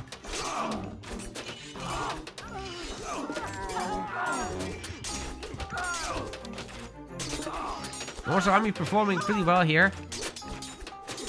A little bit more population in general than Matador does, but I mean, as soon as he's fighting the Axemen, it's gonna be ugly for those berserks. Still some time left on his flaming weapons, but meanwhile the chariots are heavy. They have gotten some of the armory upgrades themselves. And Luki hasn't actually done with the bronze upgrades just yet.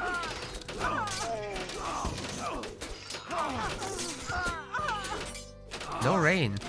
Oh no. Well, there's a lot happening in this game mode, so... Oh, we do have rain, The gather rate is 8 per second. Oh my god. Look at this food just going insane. As far as the cooldown goes, it's ready to go again. Just 10 seconds in. Oh my god.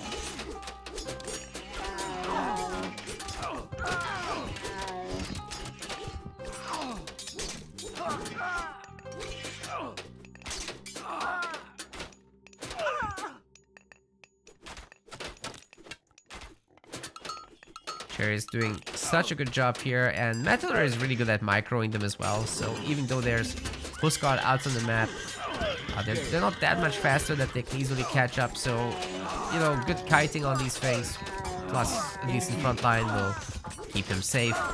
Axemen are so good against the Norse army anyway. He could just wedge himself in between buildings, making the approach very difficult. Now the chariots are picking up throwing axes. Very difficult life right here for Luki, especially without any cavalry in play. Or very little cavalry at least. His Mythic Age is still ages away as well. He's getting the extra town centers up and running, which is nice to see, however.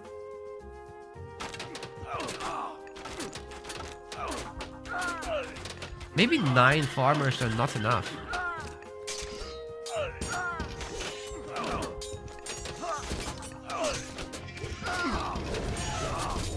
Second flaming weapons, we've got supporting healing spring as well. It doesn't seem the healing rate is sped up as much. This looks normal to me. 3 hit points per second. Yeah, that's not what we're seeing here. Chariots are getting picked up a little bit now, but we're getting the elephant front line. We are getting a lot of heavy axemen to support this. As long as the chariots just keep backing off, I think Matador will be able to have a pretty good fight here. But hey, Luki is definitely gaining some momentum. He's got the population now. He's destroying that Migdor stronghold over there. And the repair rates are also bonkers. Portable Ram working on this one. Despite everything, this is still not enough. Crazy.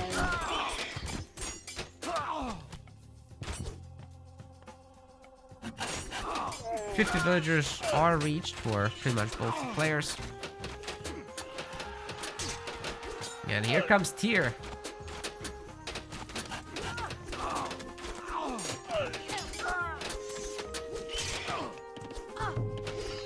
I think repair rates are buffed in Lightning. That's why this Migdol didn't get hurt. Alright. Here we go with the Fimbulwinter Wolves. Of course, the Citadel Center is buffed, so it's going to be able to pick them off pretty quickly. Not causing too many issues at all. Here, it forced the garrison. I guess a lot of the villagers are going down to this. And Luki actually wins the game with that.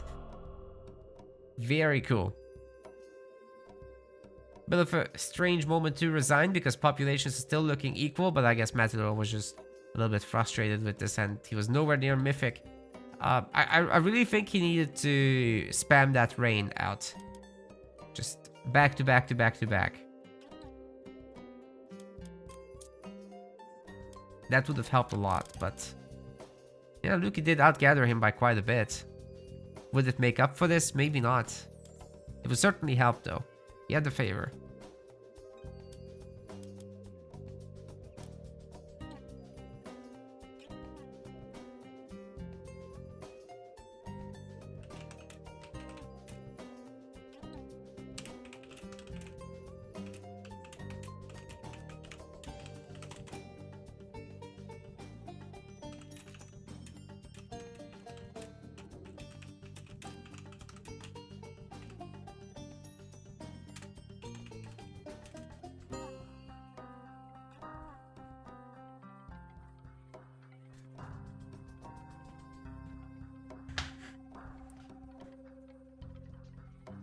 So I've asked the players to change the delay to just 1 minute. This game mode is nuts.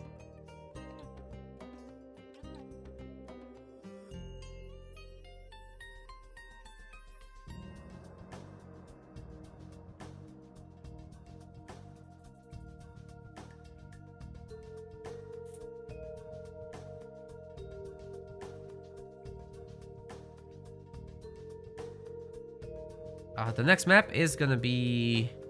what? Alfheim.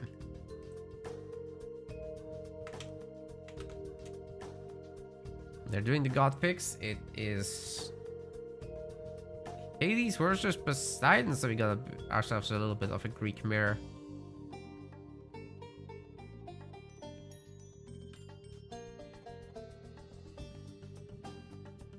Plenty Vault battle. Go Wonder this time. It's gonna be worth it.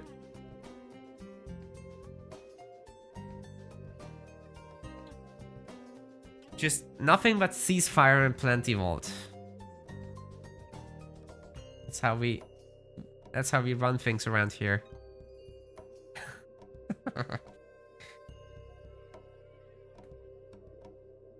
I'm pretty sure in Lightning you can chain ceasefire to have peace forever, right? Oh my god, that's broken.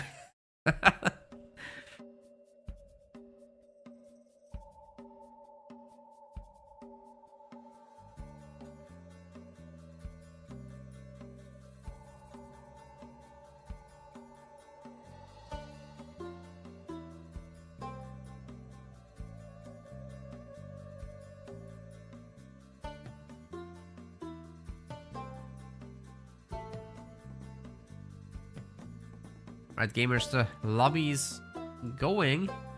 We should be joining very shortly. And with minimal delay this time because, well, you've seen how the mode is. Yeah, just 1 minute delay here. Nearly there.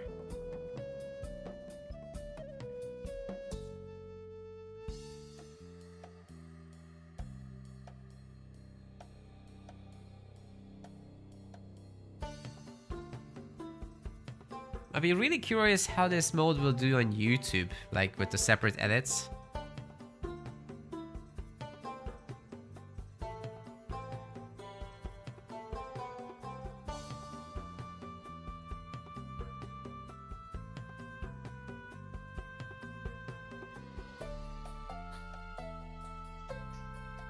Because I think it's super fun to watch.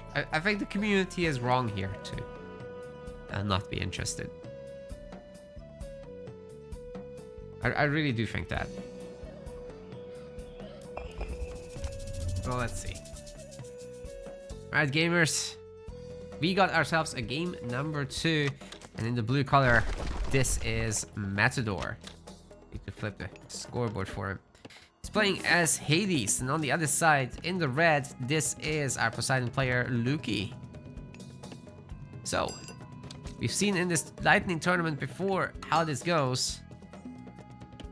Greek makes Plenty Vault. Plenty Vault makes you rich. Then you put all the villagers on favor and make more Plenty Vault to be more rich. Yes. But the question is, when you go for Hermes, can you just ceasefire forever? I think it might be possible. We'll have to see what the exact cooldown is on ceasefire. I don't remember it. But here comes the research. It's going to be done very quickly as usual. Theseus just trains in 1 second. Holy crap. Okay, the cooldown is 240, but you divide that by 5, right? I think. Which is 48 seconds. It doesn't last 48 seconds, so you don't get, like, permanent peace, but if you both are Greek, you could technically throw the game mode and just never fight. Although eventually the cost scales very high. There is that aspect. Got a quick second town center grab from Luki. He's playing it like standard. Gonna be attacked by some hoplites maybe. Matador's already double pumping them. The tree's already gone? No. That would be crazy. But yeah, he's pumping these hoplites very hard. And although he's Hades, he still has Athena, right? He still has the restoration. He still has the unique upgrades with Sarissa and Aegis shield. Gonna be met with archers, however, so very interesting there. Oh, love that guy. It's so funny. Bunch of shades coming in, but really Matador isn't doing anything too crazy other than just making hoplites and getting their upgrades. You could be dodging a lot of the shots, of course, from the town center. You will have restoration available, but the town center should be possible to save with sorry, not sentinel, but repairing and just ceasefire and bringing the archers here. Should be no issue at all. Remember, lightning also boosts the repair speeds, so this will be back up to full health in no time. Though not if the villagers choose to use the kitchen knives. Already a good number of extra villagers here for our Poseidon player. So losing a handful is not the end of the world, but ideally you'd want them working, not fighting. And there goes the ceasefire to make sure he's secure. Are we gonna see a heroic age from either player? Probably not anytime soon. This might be a difficult situation to be in for a while. That is a lot of hoplites, although the archers might be able to just deal with it. Can we see maybe medium archers? When you have this many, 24, you definitely want to get medium. It's already worth considering at 10, 11, something like that. Hoplites, because you upgrade 2 stats. Instead of actually making an extra unit. Ooh, the boys and the girls. There we go. Restoration is coming in. The villagers definitely need to run. But the Toxotes are high enough in number that they can just out DPS this. Medium cavalry is coming in, and that will certainly help a lot in this fight. They have pretty high pierce armor, and they'll be able to do at least a little bit of damage, allowing the hoplites to also close the distance. Another ceasefire is going to be used here, but Matador will have a additional restoration ready to go momentarily. He's got his second town center now as well. He's up to 50 villagers. He's getting to the heroic age if he wants to. He's got a market ready to go for that as well. So should be happening in no time at all. Well, he does need the gold first. It's on the second gold mine as well as the third and the fourth one, spreading the villagers out to each and every one to make sure that when they run out, he doesn't completely lose gold income. It's very smart, actually. And even though the Toxotes have a great positioning here, the Hippicons are just a little, Hippeas are a little bit too good, and they can just take this like a champ, and they mow down every single Toxotes here for Luki. I'm not sure there's a way out of this. And he is going to resign. Brutal. This Matador guy is pretty strong, isn't he? He's up 2-1 now. He needs one more to move into the grand finals.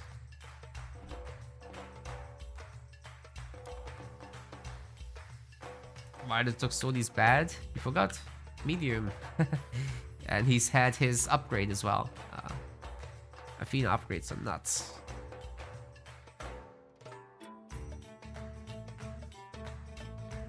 Didn't go Ares, that's right.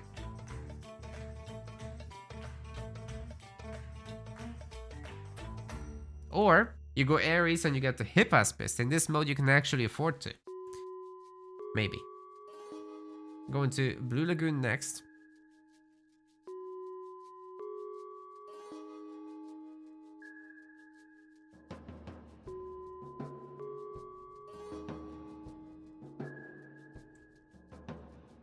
Blue Lagoon. It's gonna be pretty standard.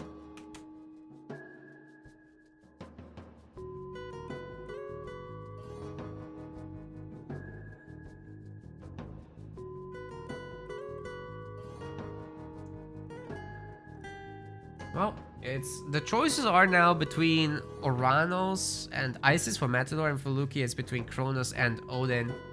I would predict that Matador just brings the Isis, with Oranos being his last-ditch effort. From Luki, he's probably gonna go Kronos, right?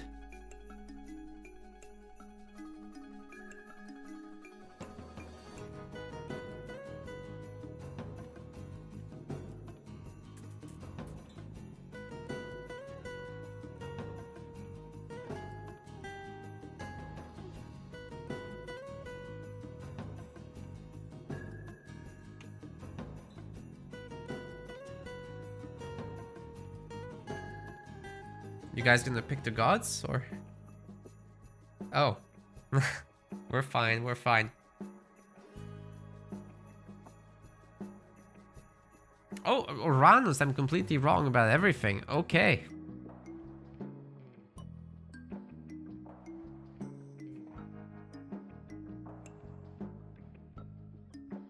Oh yeah, those Hippospis could totally mess up in the wars if you go infantry. That's tough.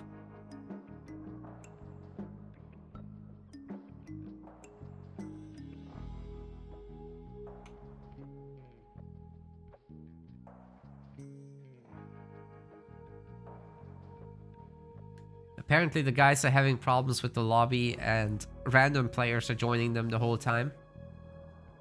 Maybe they need to set a password for each other. Everybody wants to play Lightning apparently, but not join the tournament. Okay.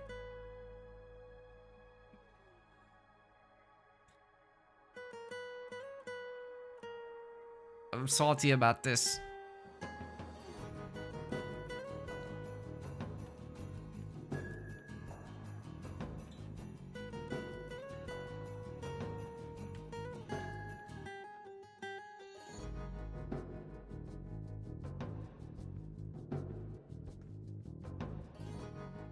Alright guys, Blue Lagoon coming right up. Just 36 seconds.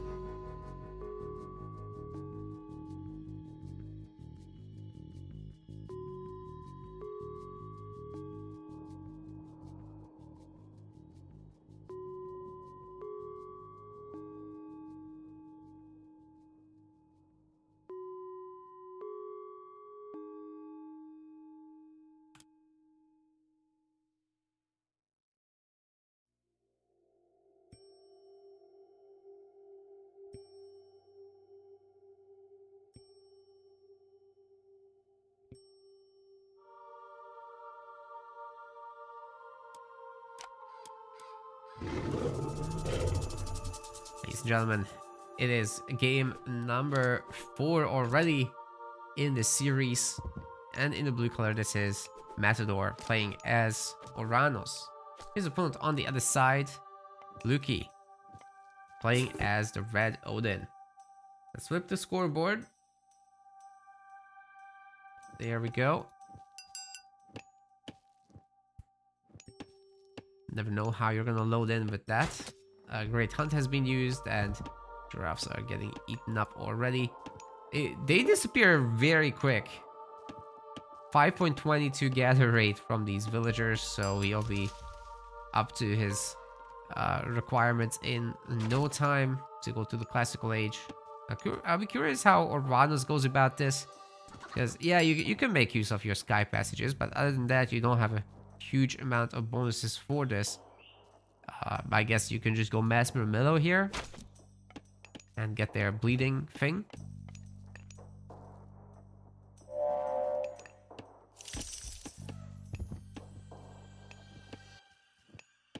Heimdall, interesting.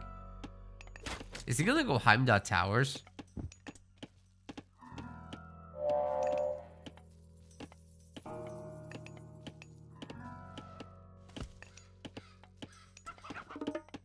The double longhouse is coming in already.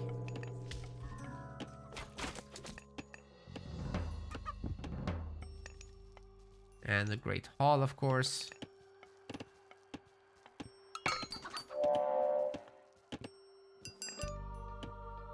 It's exactly as predicted. We got Bite of the Shark already researched, and Mass Murmillo is about to happen.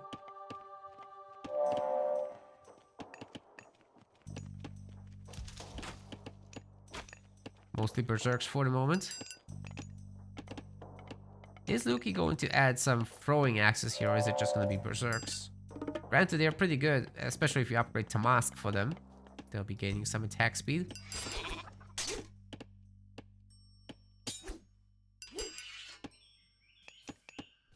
And Matador already is shifting over to farms. He doesn't want to walk the villagers too far. Granted, you do have access to Sky Passage. You could use Sky Passage to transport yourself between hunting spots. Maybe that's okay.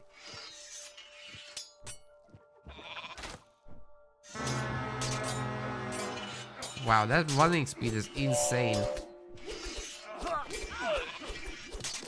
And here we are, just so good. But the bleeding does stack on them. So technically you don't super need a hero here. You want to take out the myth units. And Luke's army is getting absolutely destroyed. He did need those throwing axemen earlier. Carnivora is gonna chomp away at these units a little bit as well. But now there's so many throwing axes. I don't think the Murmillo can quite take that. Although they are Giga Chads. That was a little bit much. Ultimately, Matador has to get back a little bit. And wait for some better tech, like switching into Cantarius would be pretty smart, I would say. In the meantime, he can just print out a handful of Pyro Ballista. That should deal reasonably well with throwing axes. And of course, we got very quick cooldowns on these powers. Shockwave changes everything apparently, as do the Free Caladrium with their healing powers.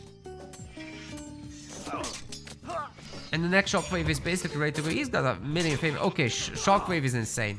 It's actually so fast to come back. It's less than 30 seconds. That's nuts. Well, with the addition of Cantarius, it will be a lot easier to take on the Norse army. They're themselves still in the classical age. And Luki doesn't have Heroic queued up because he is pretty far away actually in terms of resources. Scally is gonna be the pick.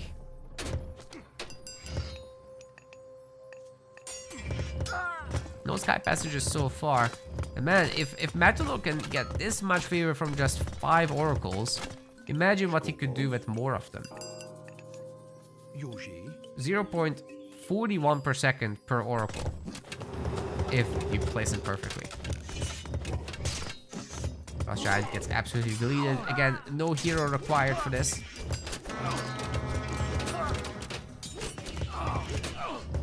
Throwing Axemen are pretty high in number. I do wonder where we're gonna get Cantarius, if at all. They're being made now. Arcus are being made. Shockwave has done great there. And we'll be back in 20 seconds or so. But meanwhile, the Murmillo are getting owned. It's a good trade still for Matador, but is it good enough is the real question. With the Cantarius added in, of course, they can last a little bit longer here. But Frost comes in to end the fighting for at least a moment. Matador has a second TC. He's got the 50 population and civilians. And he's got 1 million resources apparently, so he's going for the next age. Choice is going to be Hecate, and back-to-back Tartarian gates are not out of the question here.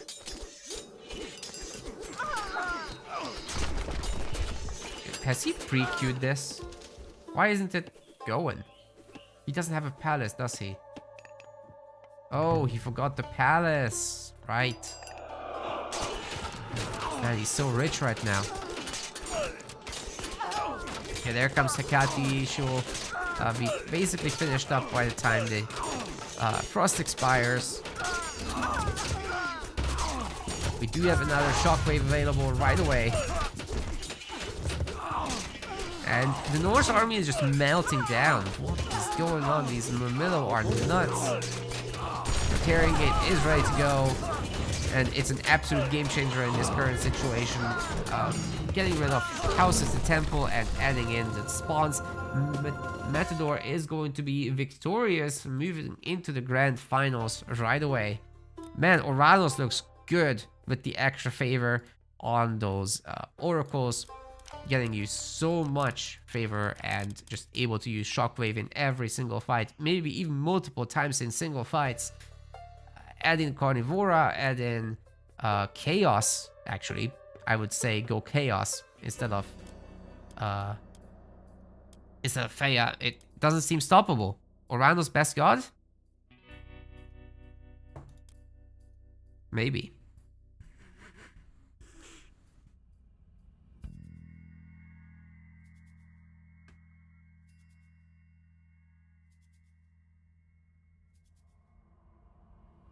That was insane.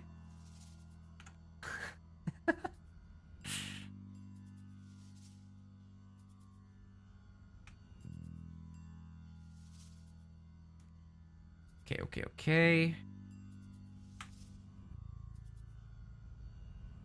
Behemoths are crazy. Wait. Let's take a look.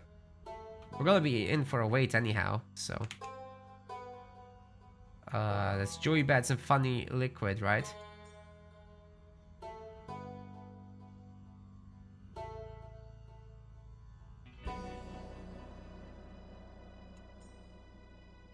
Ah, they wrapped up. Damn it, I missed it.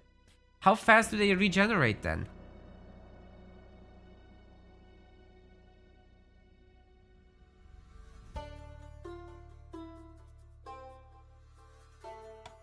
Is that just 5x?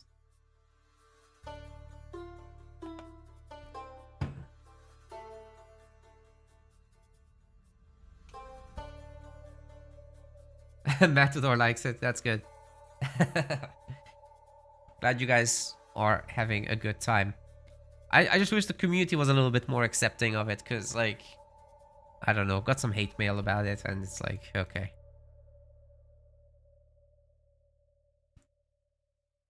Be a negative Nancy then.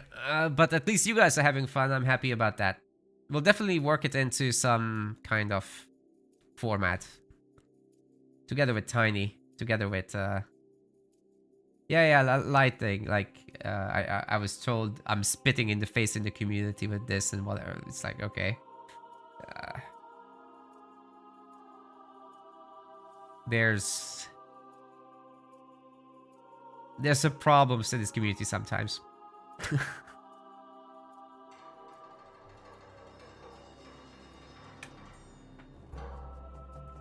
It's just a fun game mode. Like, what's the big deal, right?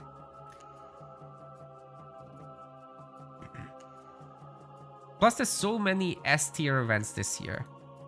Plus the last year. Like, we already had 2 since the launch of the game. There's 2 more coming. I think some variety is in order. Can't just always be standard events.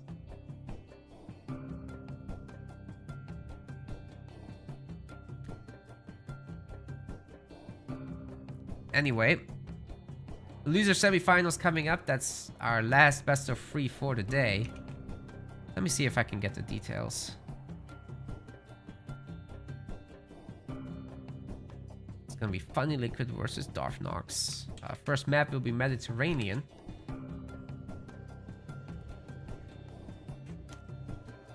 And here is their pick and ban phase. Let's see where that takes us.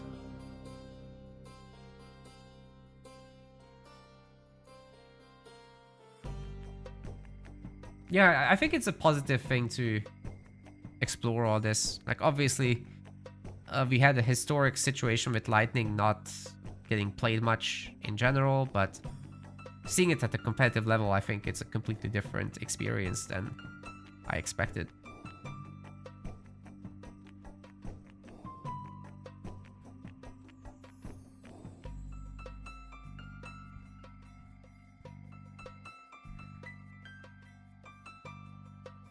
Got Zeus and Gaia as a ban, which is...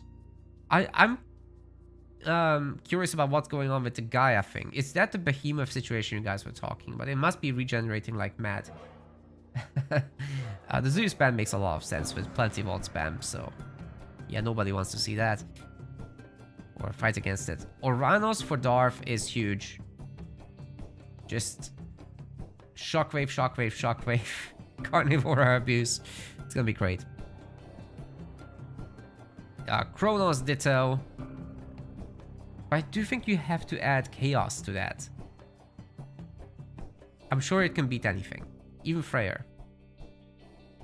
Don't think regen is affected. Okay. Oh, it's just the eco. Alright. Makes sense.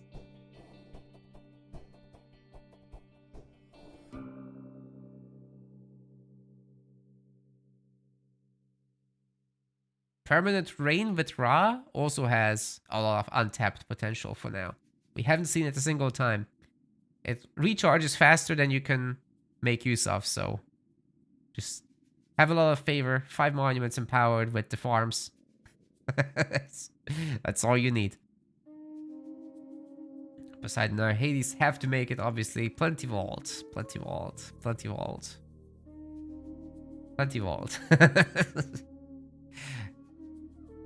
If the game gets there. Matador played some Ra, but he actually lost. I do think, though, that the permanent rain is something to explore.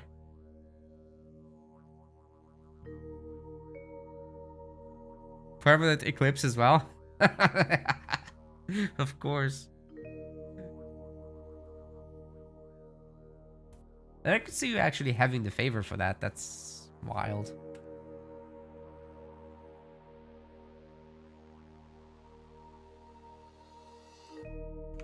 Got the God Picker here.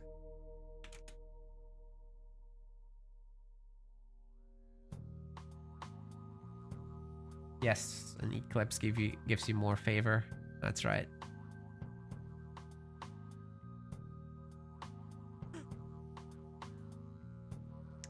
For our first game, we're gonna have a Kronos versus Isis situation. Let's get it. Oh, I need to tell him to only go with 1 minute delay.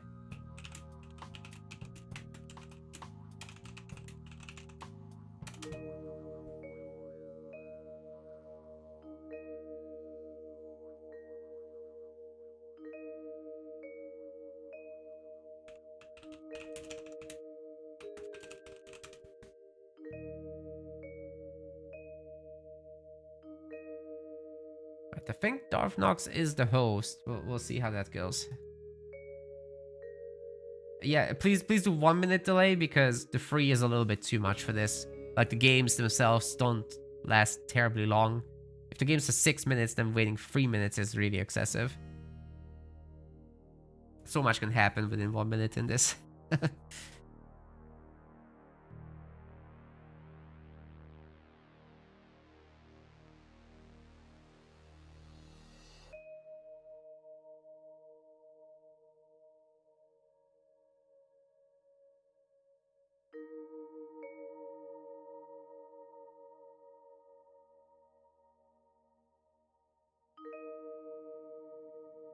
Stream sniping is not an option. Yeah, no. You look away and the other guy has printed an entire army.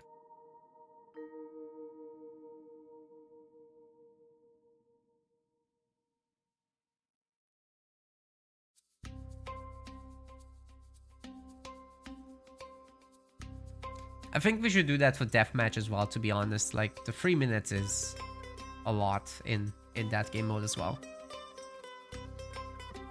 Is there a 2 minute option? I forget. I guess I can really quickly take a look. Expected delay. I wish we had a 2 minute option or something, but 1 minute is fine.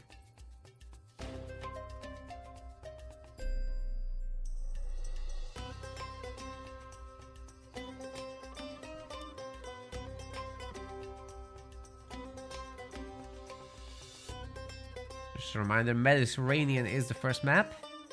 We're gonna get those map intro videos at some point.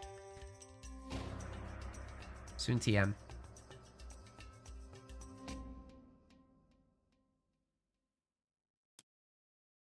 Hopefully for the big deathmatch tournament, that would be great.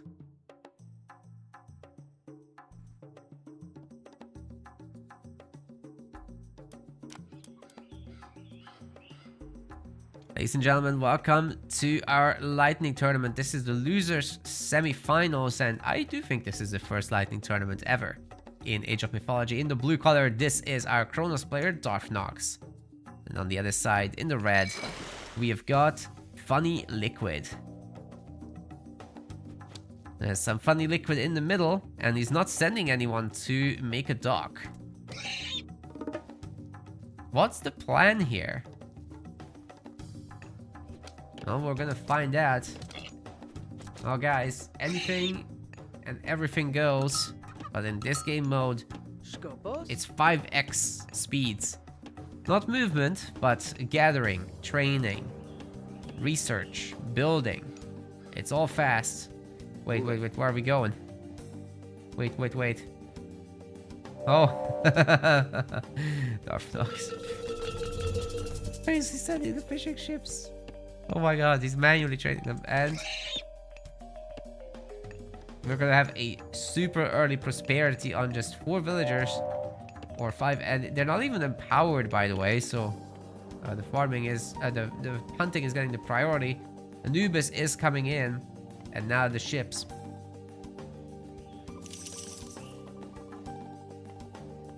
Is Funny Liquid going to even bother fishing? Because that's actually quite a lot of income differential. You can already see a Kronos player getting insane amounts of food. He can take off all the food gathering citizens, methinks. Beat off the jackal has been just researched. These Anubites could be pretty wild once a lot of them are made. We'll see if that's going to be the case. Farming transition has been done. Why farm though when you can fish? Yeah, I'm not on board with this.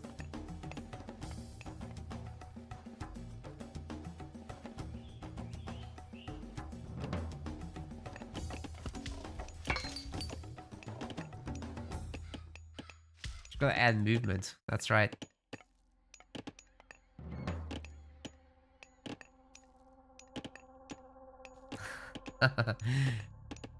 Just imagine Osiris camels. Just 5x speed.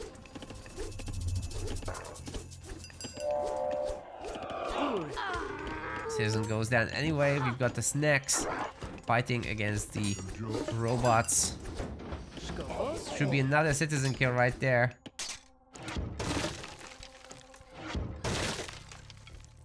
You know, you make these ships to kill the fishing, but they are still out gathering you, and I think our Kronos player could go to the Mythic Age if he wanted. Finally has some more Milo heroes to fend this off. Second TC coming in for the Funny Liquid. Doesn't mark it.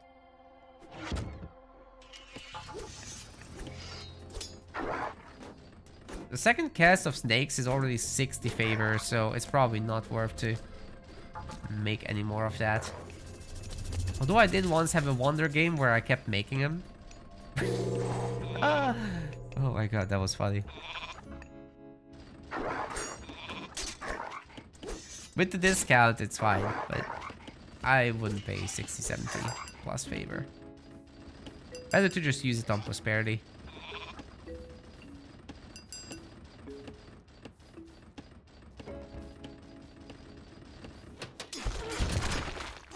Sea snakes, however, that looks potent. They do attack fishing ships if they're nearby. Doesn't do much damage, but it does something. Alright, we've got some proxy build-up, but this is just not enough Egyptian units right now. So the Atlantis will be taking them down with the heroic age in, and the satyrs now doing the work. There's 4 of them out, and the numbers are only going to climb. I'll say the Egyptian fleet is looking a little bit better here. Especially once Nephthys is done. You can call in some ancestors to harass the villagers once more. 4,000 gold in the bank, sir. We gotta go mythic. Got the palace. So it's possible to do it. It's a matter of time. Pharaoh gets picked up. Our ISIS player is overall well set up. Minus the fishing ships. Only 6 of them right now. There's potential for so much more. Mythic Age might be coming in soon, as our Egyptian player also has the resources ready to go. Never put down a Migdol here, so the Atlanteans will be able to just move on very comfortably. And we've got Mythic Age with Implode, as well as, of course, the big blobbers.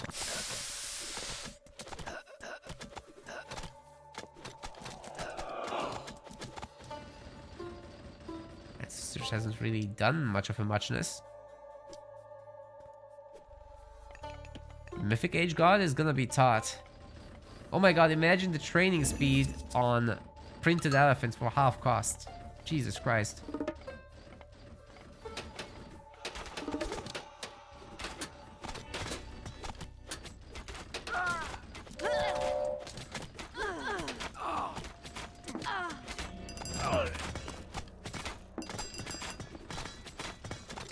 Town center should be destroyable here, but oh, that's a lot of Anubites. What is going on here? That is so many of them. Half of them idle though. There comes Todd.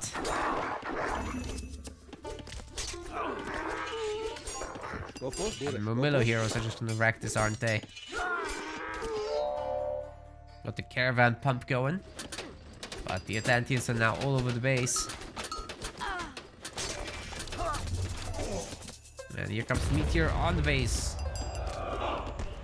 What insane game mode, man.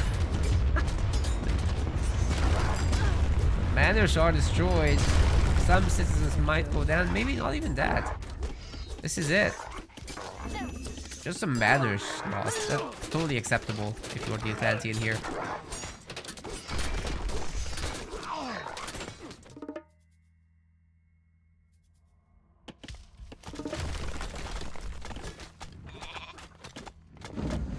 How quickly does the Phoenix come back from the egg? It's gonna be like seconds, right?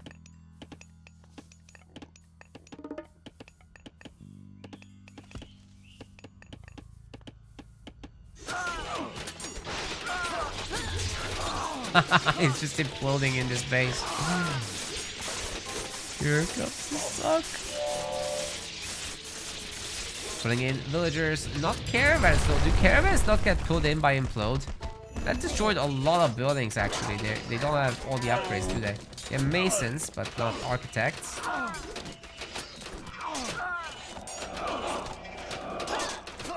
Seems the caravans don't get sucked. So large amount of them actually.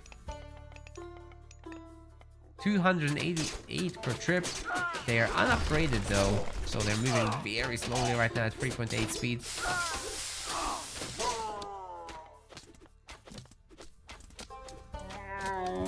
Definitely some pickups are gonna happen here. Mercenaries will have to defend against this.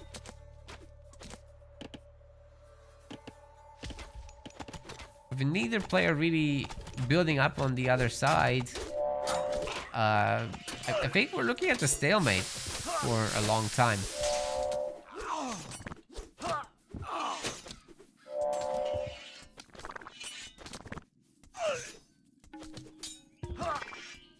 Well, Turtle's just watching. He likes to watch.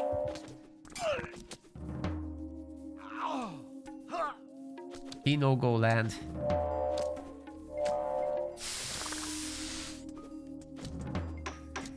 Okay, somebody's gotta go under.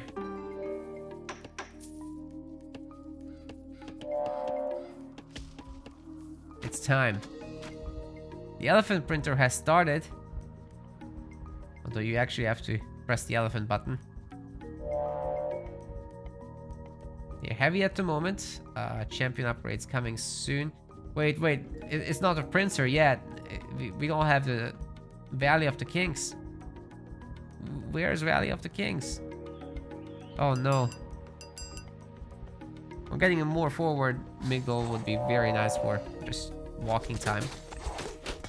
The priest might be able to heal this up. Probably out healing the incoming damage in general on the TC. Won't even need that. As for the other side here, a lot of spearmen got printed, but there's no answers for the archers just yet. Anyway, that's a destroyed town center. An Atlantean player won't be able to afford a wonder like this. Just kind of not gathering enough resources for the moment. The gold mine is about to expire too, and then there needs to be a switch to trade, which isn't set up right now. So yeah, I don't think there will be a wonder. Not for a long time.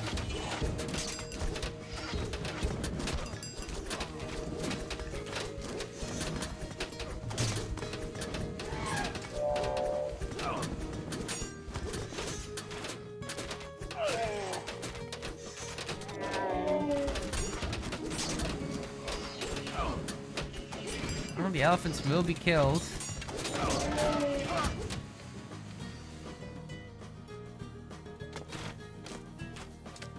We don't have the Valley of the King Sprinter, do we?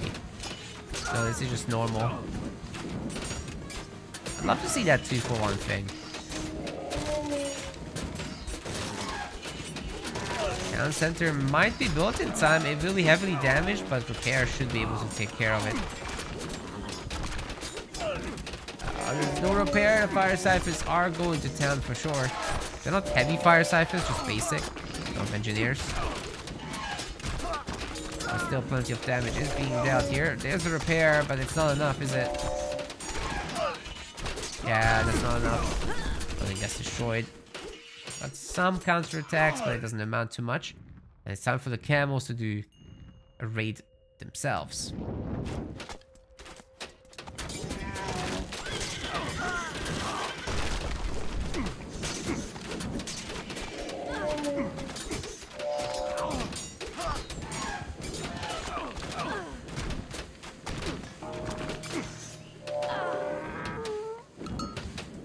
A lot of weak citizens here. Definitely possible to do some pickoffs. And that wonder is just not gonna happen, is it now?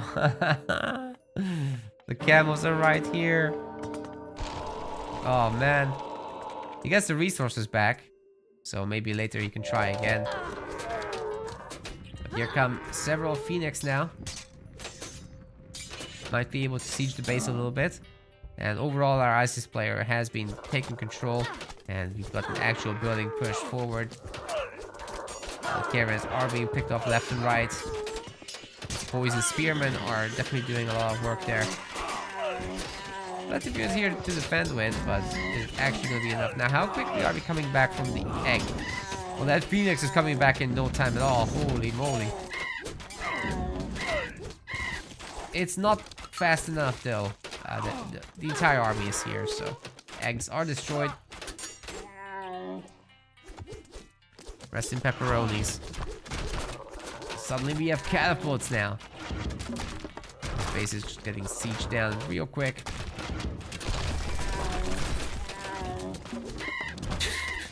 Phoenix disappearing, man. Stop making Phoenix, it's not good. Those Satyr are disgusting with their free X bonus against Miffy. It's better than Arcus, literally.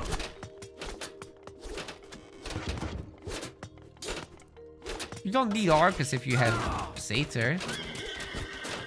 Well, Arcus heroes, you don't need those. Are they gonna destroy this town center now? With Burning Pitch. Holy crap, dude. Arcus is the new siege weapon. Got it. What is that? Holy. That's a Congo line right there. Wait. How are you gonna deal with all these Satyr? Oh my god, their line AoE is so good. Another meteor coming up as well. There's barely any buildings left. I think Darfnox might be toast. The elephants are gonna eat well. All these llamas. They're snacks right now. The priests are starting their work on the Satyr blob. It will take a moment, but looks like they're thinning them out finally. And it's Funny Liquid's time to build a wonder. But where? We will never know. As the game's over, Funny Liquid does win this first game. Only needs one more.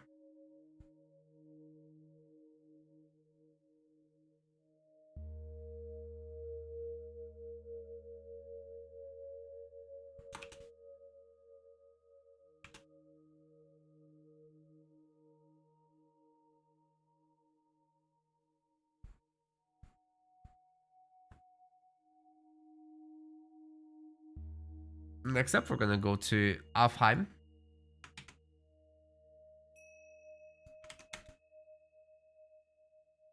And they're currently picking gods.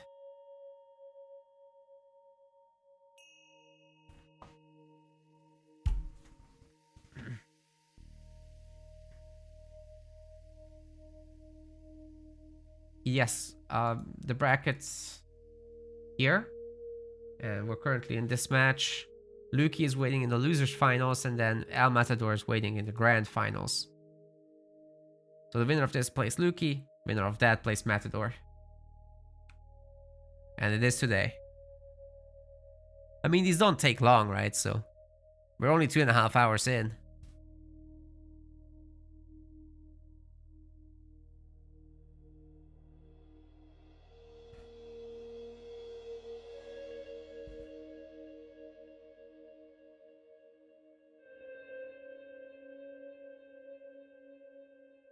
Wish every turn it was this fast.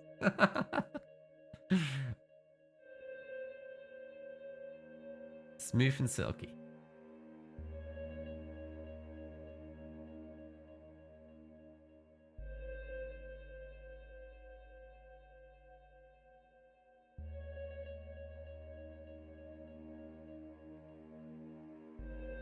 Oranos versus Freyr is coming in. Okay, I really want to see that whole Oranos shtick with mass god power usage and just more below with a little bit of backup of Arcus.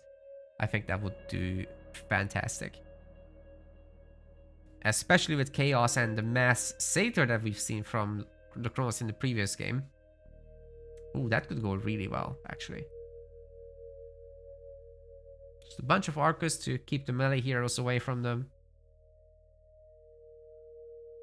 And then you're all good.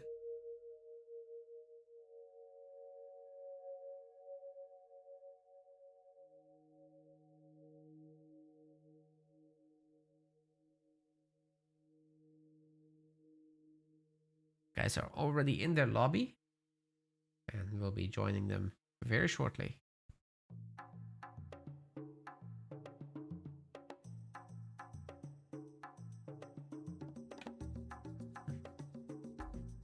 If Funny wins this, we're already in the loser finals.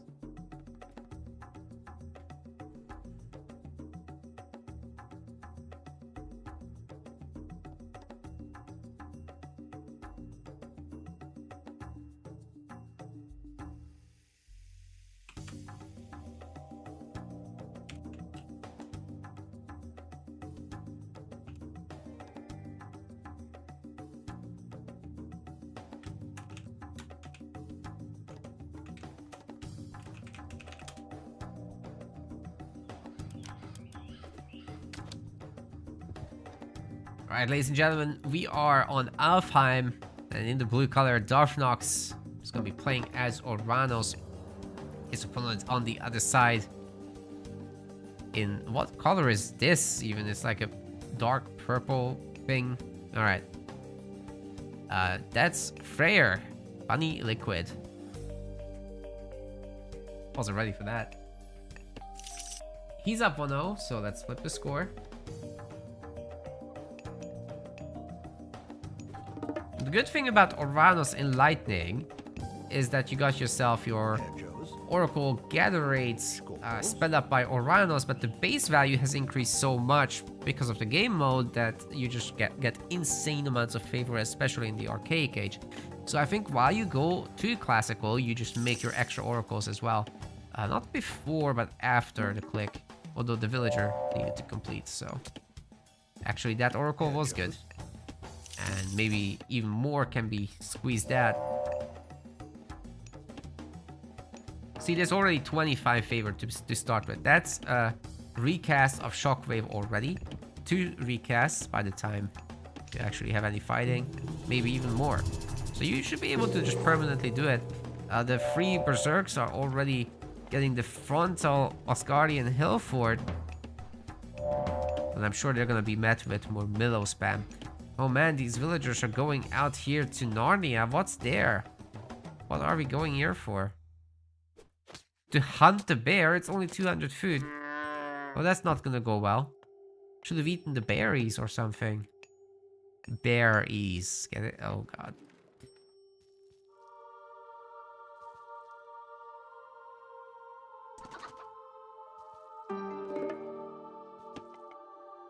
Of course, it's still very nice to have the cheap upgrades for Freyr. It's playing less of a role The penalty with, however, the training time, the research time rather, it's less important than lightning because you get the fastest speed anyhow. Having access to Huskar here in the classical age is huge. Now Freya player is going to be looking for the next age very quickly. Yeah, there should have been a Murmillo game, right? But I guess it's going to be 2 TCs into farms, into heroic. Then you got yourself a permanent source. Gotta say, the Huskar are not gonna do so hot against Murmillo. Like, they have similar stats, but then you got the hack armor difference. They're anti-archer because of the pierce armor really and the bonus damage, so the Murmillo are just gonna absolutely own them because of this.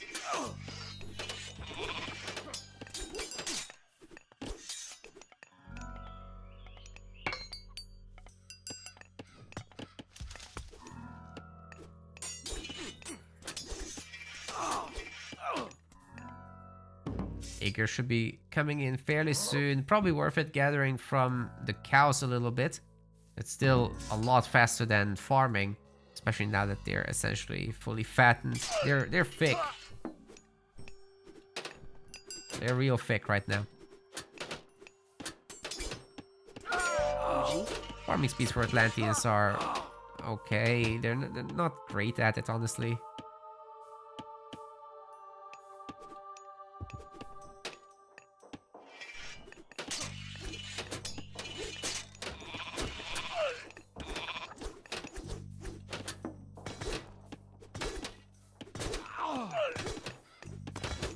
Boma needs to be taken over, and it's very important for the Murmillo to protect this. We are gonna have Hyperion.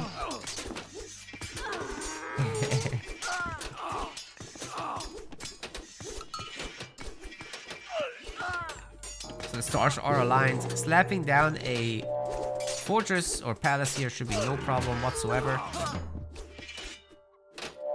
Certainly got the resources and then can go for the Mythic Age pretty much right away. 1,000 resources in the bank. Just gonna gather a little bit more gold. Some decent rates in the back. Funny Liquid is certainly putting on a show with this forward build. He's getting a hill fort himself.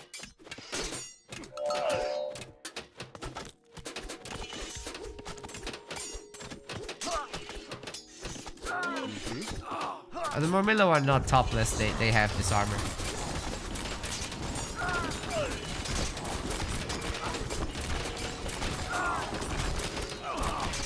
Oh, Tempest is gonna hurt them quite a bit. Meanwhile, the Great Jarl were tanking. Despite all this bleeding damage, the throwing axemen seem to be enough to prevail here. These are just medium Murmillos. We haven't seen Shockwave use this whole time, but now the Murmillo count is too low, and Freyr has gotten a little bit out of control. We've got a ton of rams now sieging down the town center. There are just too many Norse units here. The fortresses are actually regenerating. These units are healing them rather, and they're also gathering food for free. DC is now down. It's very quickly went out of control once the Norse buildings got all built up, right? It's very deathmatch-like at this point with the spam. Oh, all the manners are gone. Great infernal use right there. All of that would have to be rebuilt. There's just no population space for our Atlantean player, and all the buildings are getting destroyed anyhow. Funny Liquid. It's gonna be moving on.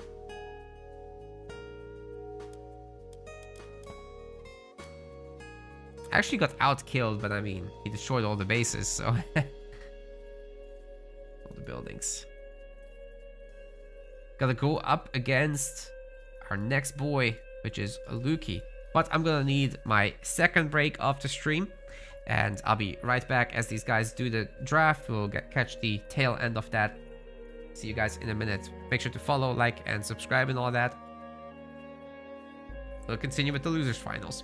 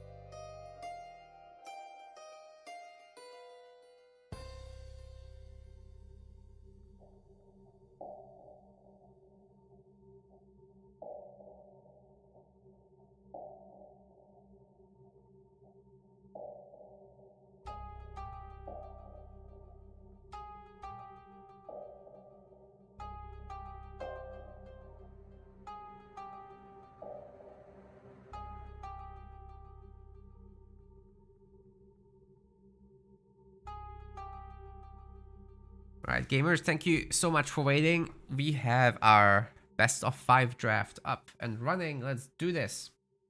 This is for the losers finals then.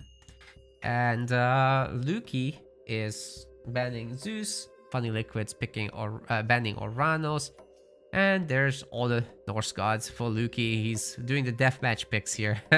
Like, as if it was flaming weapons, right? For Funny Liquid, it's gonna be Ra, Isis, and Poseidon. As well as Hades. Oranos is right there. Oh, sorry, it's banned, it's banned. Then Gaia, I guess? Kronos or Gaia? I would probably say Kronos might be better, no? Just because of the constant use of chaos, and satyrs are kind of insane. So you can make dryads, but satyrs will eat them. Well, we're gonna see Set as the last god. There's no Odin in this set. Surprised to see Luki forfeiting his Greek gods, but I guess he might be more comfortable with Norse. Now let's get map information now.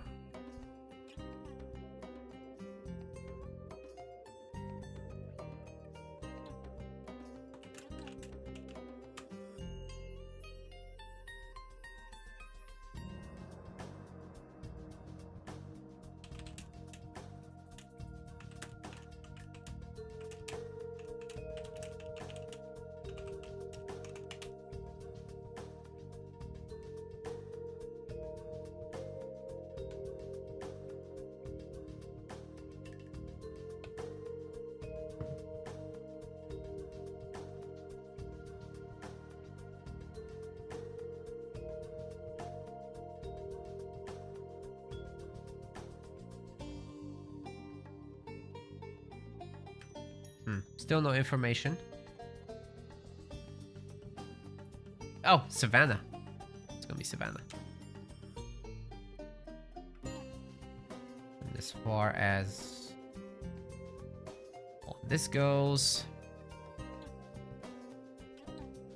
that's not the right link. That's a preset. We need the draft link. There we go.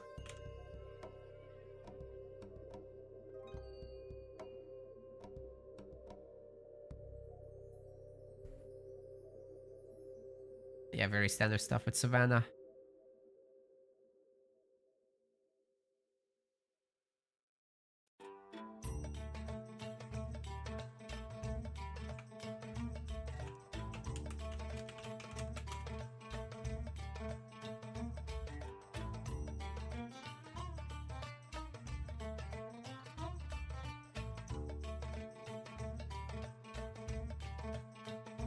All right, they're both here.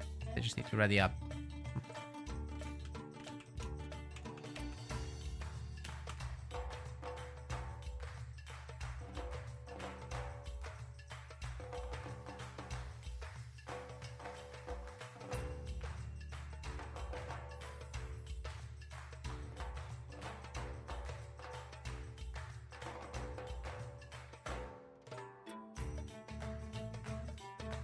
And we've got our Loki versus Set for the first game here on Sav. I already see the lobby at some point. We'll get started too.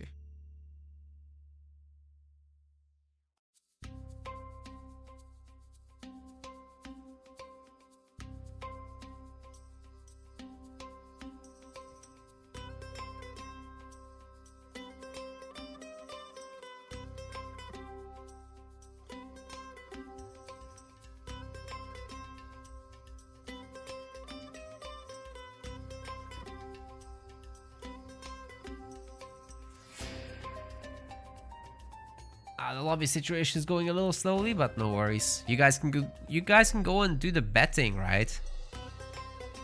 Everyone's voting on Luki at the moment. Funny Liquid needs voters too, and nobody wins anything.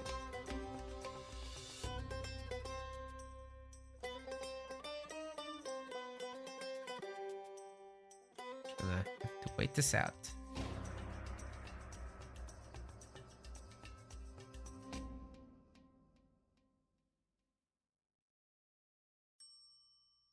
Best course of action is to go full pop army, and after you cover some ground, get more TCs. Right. That makes sense because you do have enough income to support a full army on 1 TC, so I guess you do just make a TC after your full pop, yeah. Or as you're approaching it.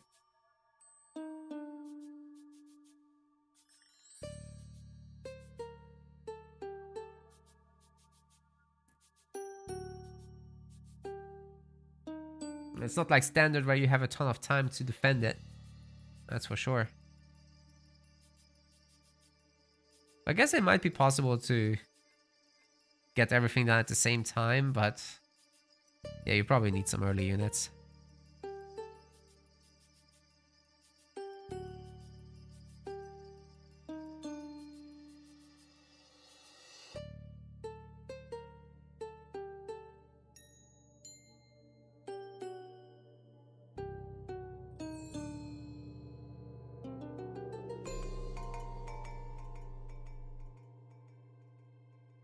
We got nothing from this lobby. Not even a peep. Oh, there it is. Very good. Let's get it going.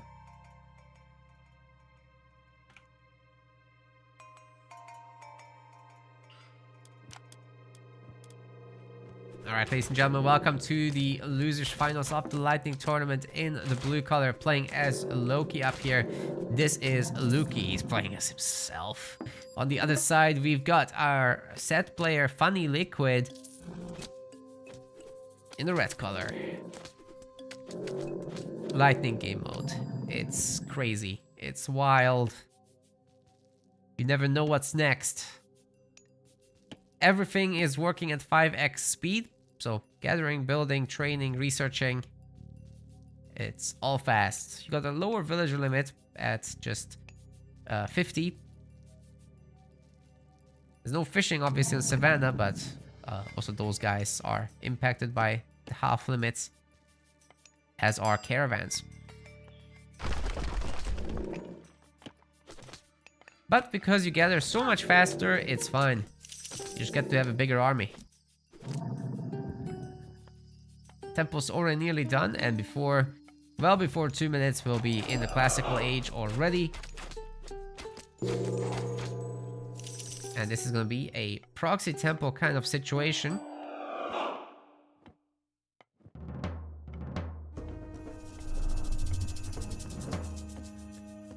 Second long out's already coming up. We need to see some barracks from our set player. Otherwise the hold will be extremely difficult, or maybe even impossible, as the berserks get pumped. I assume it's going to be with berserks, right? Yeah. It's a mix. The temple will be somewhat covering here, but you could just lap down your healing spring and technically not quite out heal it, but you'd be close to doing that. Of course, don't forget the repair rates are crazy as well.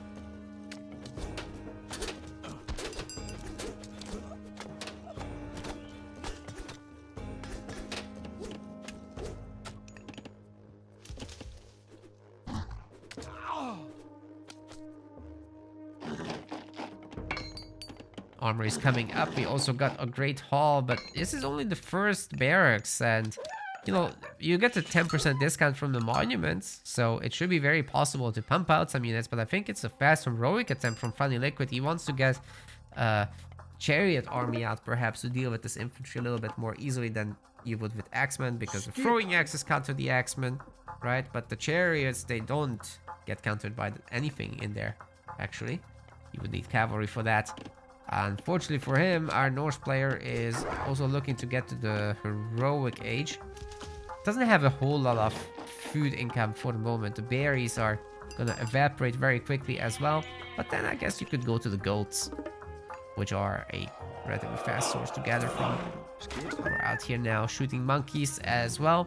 TC is built. And Heroic Age is now coming in for Funny Liquid with additional barracks as well. It's interesting not to see Ptah though, because, you know, those slingers are pretty insane with the election bullets upgrade. We're not gonna get to see that just yet. We're trying to go Mythic for Horus. No way.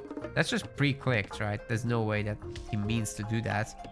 Right now, the gold mine has expired, so the gold star situation is actually very realistic at this moment, but there are a bunch of villagers gathering here already. Not anytime soon. There we are seeing a swap to gold, to wood, and there's still no chariots or anything. No fortress. So I guess we shouldn't be expecting it anytime soon. Our Norse player is nearly at 45, 46, nearly at the civilian limit over there. And we should be seeing the market that's already up, actually.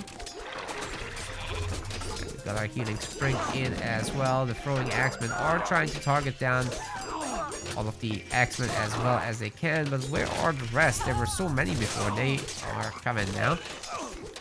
It'll be very necessary to join up this.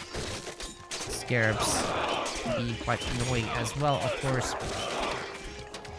90 Crush makes him one of the best anti-building myth units in the game, of course. It does get taken down by the Battle War. Wait, we suddenly have catapults. One age early as well because of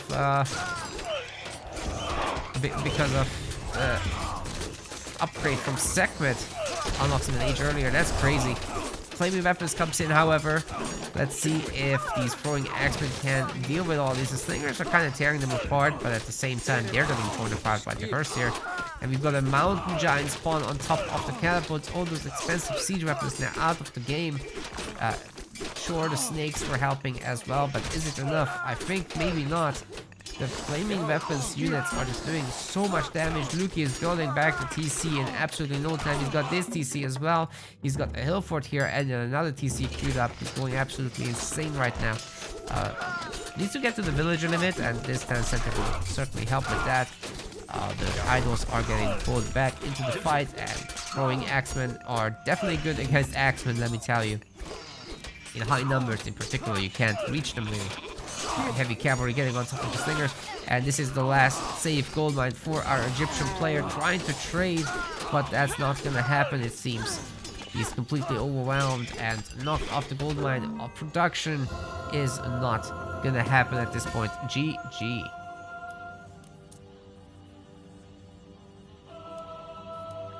It was a pure kill death kind of game with more macro behind it. So yeah, there was no hope for Funny Liquid to beat Luki here, I think. The catapult thing was scary though, I'll say.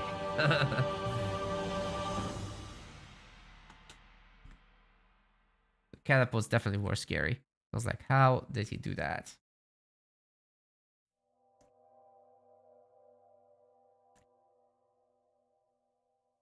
Alright, moving on to the next game. We're gonna get the map pick from Funny Liquid, because the losing party does get to pick the map.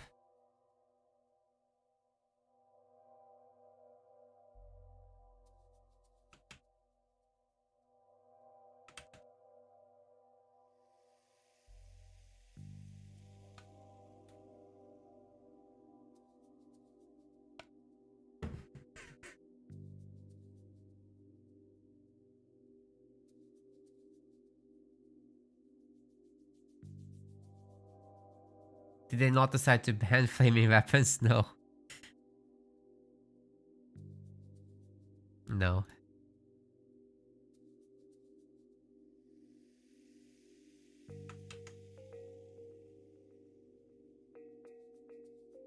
Well, we're ready for the next god picking. Who won? Luki. But it's just 1-0.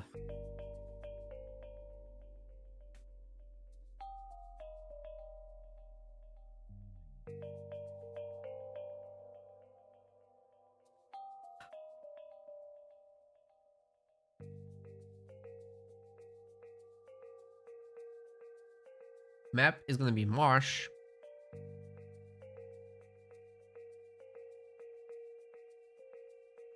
Do the admins not get free subs? If we get partnered, we can get that. But we don't have enough viewers, so. The one time we did, we got rejected because we normally don't have enough viewers. So, okay. That was sad. Freyr versus Poseidon coming up, so that should look similar for Luki, but Funny Liquid gets to play a little bit of Greek. Maybe he'll get out those early Hippospists again. Let's see what he does.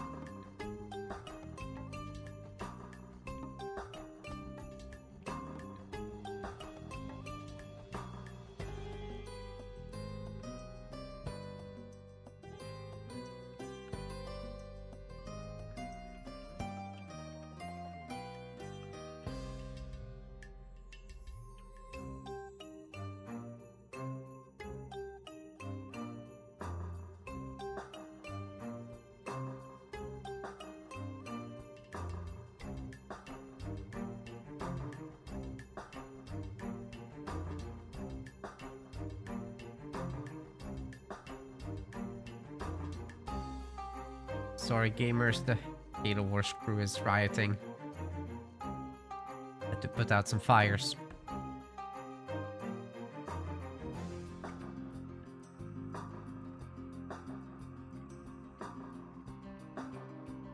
I wish we didn't have to use an external god picker. That would be so nice. Like, just imagine having actual blind pick inside the game. That would be so nice. It would speed up our tournaments a lot.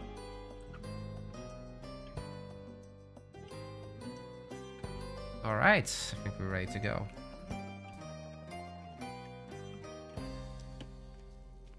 Welcome everybody to Marsh. We've got ourselves a Luki over here in the blue color, playing as Freyr, and his opponent on the other side in the red. This is a Funny Liquid. He's playing as Poseidon.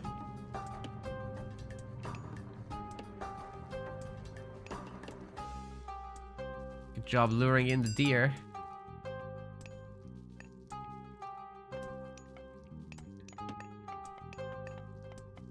I wonder if lure is gonna be actually useful here. The food expires so quickly. I mean, it's gathered so quickly. I'm not sure it actually does anything. Would it even lure in any additional animal in time for it to be useful? I guess you could move on to the chickens real quick. They still give you 100 food. So I guess 400 extra food there. There's a boar. Okay, it's not too bad. It's not too bad. Luki once again advances up front here. Already building. He's gonna have his little fortress to plop down right here.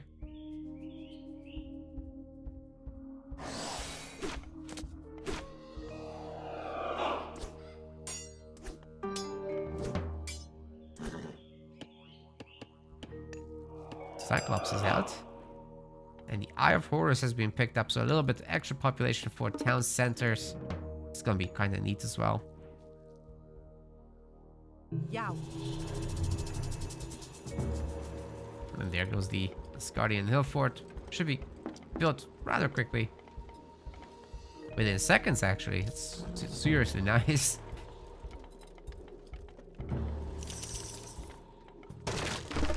house here. Yeah, you could just leave it to build itself if you want. Although that will take a longer time.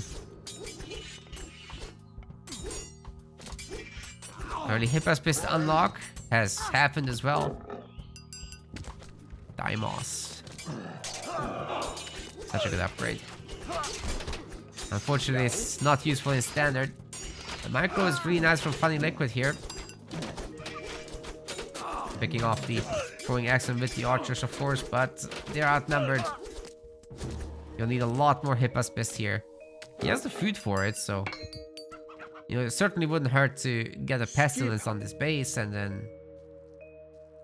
have a more direct fight, but still the Norse army is looking a little big. It should be very easy now to add in a bunch of... what's it called? Huskar. Yeah, this is overwhelming. Overwhelming Norse army. The Hypaspist are doing a decent job, but like, it's just not enough.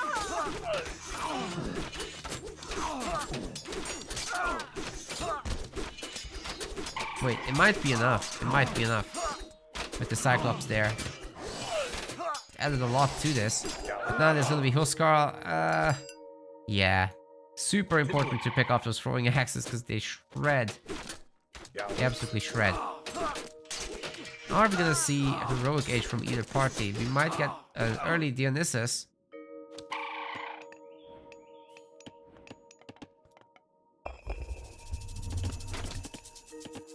Second lore is getting cast. I'm surprised to see that over, let's say, another Pestilence in here. To just slow our Norse player down. Aegir is coming in. And Tempest should be just covering this army right away. That's basically leaving the throwing axemen to their devices. And as you can see, they're really good at kiting. The Hypaspist just don't get on top. A single unit or two get to be up front. The Rock Giant's actually going to taunt them. And they're all killed. Heavy throwing axemen now certainly don't have a chance to beat them with Hypaspist. Numbers are now too large. And it looks like Funny Liquid has been beaten back. He's got no population behind this, no army at least. He's got civilians, but no gold mine anymore, except the one in the back. Which will last a long time, but what do you do about the army at the gates? It gets worse too, because ramps are now unlocked, right? They can be upgraded as well for more damage. Very realistic to see this main base siege down. Dionysus is not going to happen as units need to be printed out. The throwing axemen just snipe anything that comes out of buildings. And that's going to be it. Luki is going to move into the grand finals right away. Wait. It's a best of 5.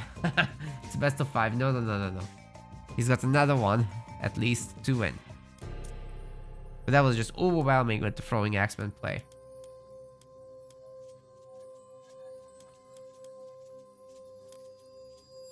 Sorry, I called it early. No, we definitely need more games here.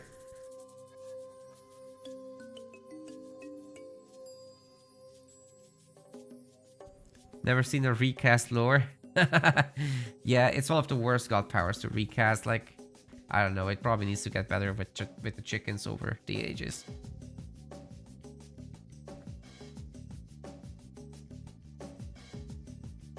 I guess on some maps like Watering Hole, it would generate some values.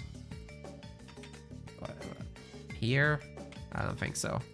Alright, we've got the next one. Funny Liquid is picking Tundra, and their god picks will be Gaia versus Isis.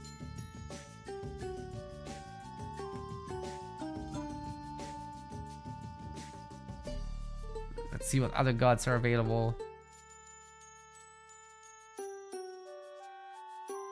Poseidon died, Set died. Yeah, so we might see, if Funny Liquid wins this one, we might see some Ra or Isis from him. Sorry, some Ra or Set from him because he is picking Isis now.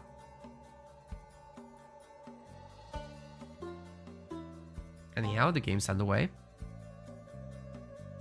We're heading in.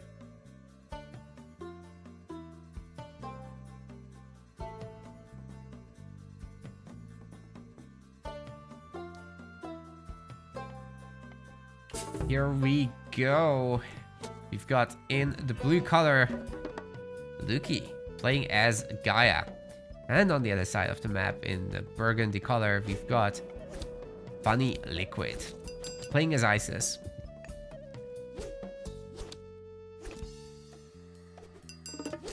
I'd be curious what Isis is gonna want to do here, because really I'm not entirely positive about what the benefit in lightning is over something like Ra. I guess prosperity is crazy good. You could just pretend that you are... Yeah. You just could pretend it's rain and just keep casting over and over and over. Also benefits trade in the long run, so I guess you never run out of gold, right? Should be a really fast heroic then. No power on it. It's all about the favor. I guess if you can make sure that you can cast it again, then it's fine. But yeah, you probably want more monuments, and you definitely want to empower the biggest monument, not the smallest one, because they get greater gather rates as you make the bigger ones. This is 0.41, this is 0.33, this is 0.25, but empowered is double, so yeah, you will empower the biggest monument these days. Got a lot of oracles here for our Gaia gamer. It's already 8 of them.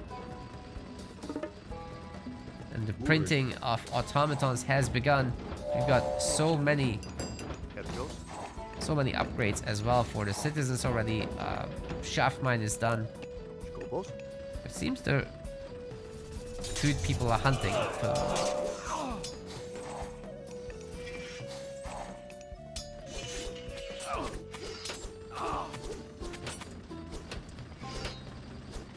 Yeah, priests are not gonna care about this stuff. so I do think we will need the Murmillo. They are gonna be greeted by Axemen, however, so gotta be careful with that. So many automaton.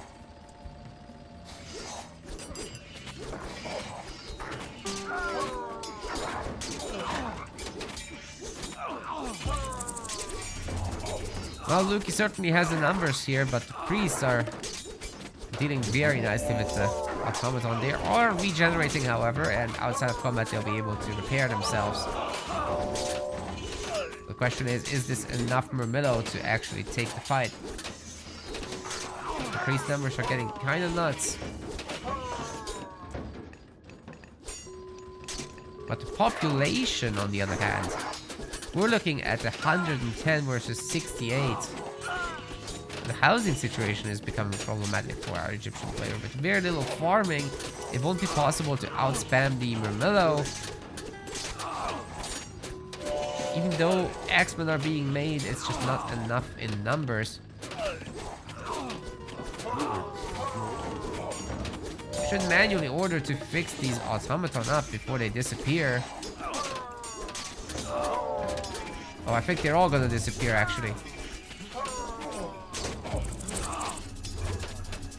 That everyone has been pulled back into the range of the monuments. They're getting healed as well, but the Murmillo are just overwhelming in numbers. This is not enough food income for Funny Liquid, and I think he's getting just completely overwhelmed by the incoming forces. Oh, there's even more. Oh my god, what is this?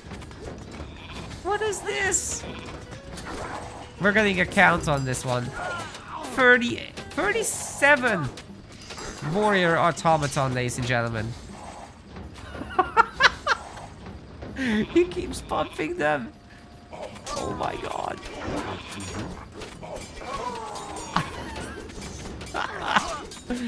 Okay, Atlantean might be a little bit broken, perhaps. Holy crap. Let's get a count. Hold up. 38 here. 52. 54 on the map. Never mind how many were made across the entire game. And that's without the dead ones getting repaired. GG. GG, Lukey. I think you figured out the meta. You can't stop that many. Maybe Egyptian can, but certainly you want to go this later. And you know what? You know who got to see? The guy in the finals waiting for Lukey. Matador has seen this. Will he be ready? Let's find out. Are they the hero oracles? No, that didn't even happen yet, right? Like, if you go heroic, then you can upgrade them with some of the minor gods. So there's that. Orvanos fortunately doesn't have access to them, but you could do the same thing with Prometheans. I wonder if that's actually any good. Because Orvanos gets more favor. Yeah, oh, Leto got the favor upgrade. That's right, sorry. So just stack that.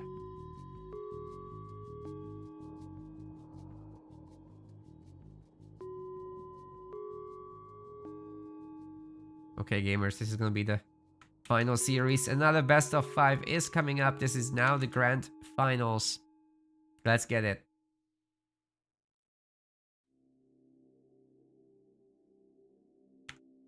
Yeah, I totally understand what you mean now, Hagrid. Just get Behemoth, get Lush in the front line, and they'll be healing at like ridiculous amount per second.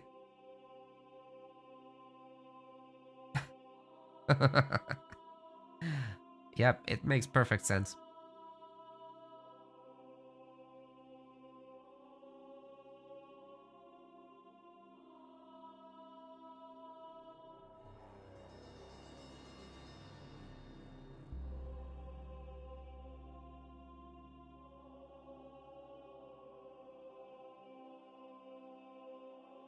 Okay, so they get extra 10% from the Leto upgrade. And then with Raya, you get a little bit of favor discounts on the techs. You get Horns of Consecration, so your town centers give you a trickle as well. Yep, that makes sense.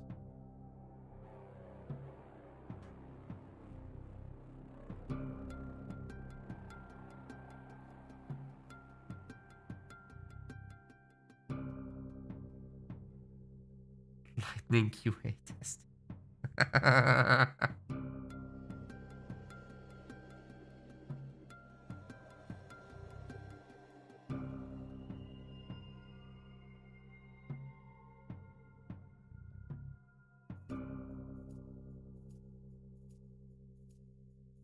Well, here we go.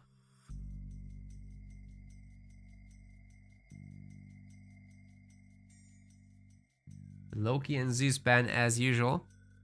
But this time Loki secured the Greek ones. Got himself a Gaia as well. El Matador has Kronos. He can do the same thing with that as Gaia though. And he gets Hyperion as well. So Hyperion has a tech that turns all your oracles into heroes for free. And then do they actually gather favor faster? I forget. But the heroes do by themselves, yeah.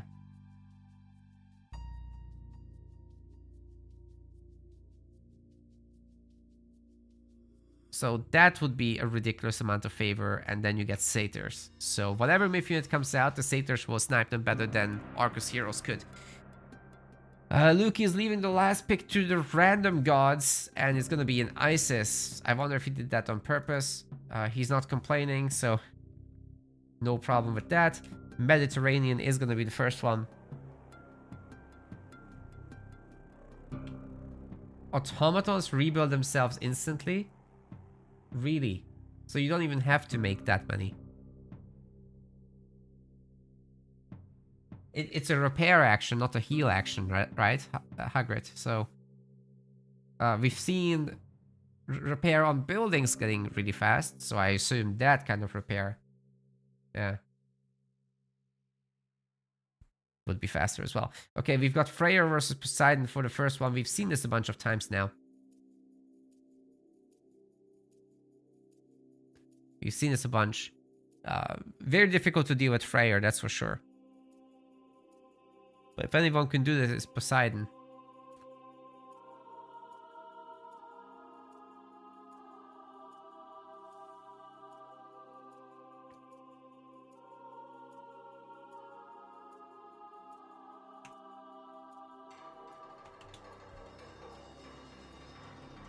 So the last best of 5 of the day. Hopefully not like yesterday where Matador and Luki ended up in a 3-0 situation. I do hope it goes the full length this time. Now Luki has got to feel good beating Matador, at least in one game today. Let's hope here. You see the browser? That's because this is what's going on in my game. There's no lobby yet. So I'm just showing what god they're gonna go.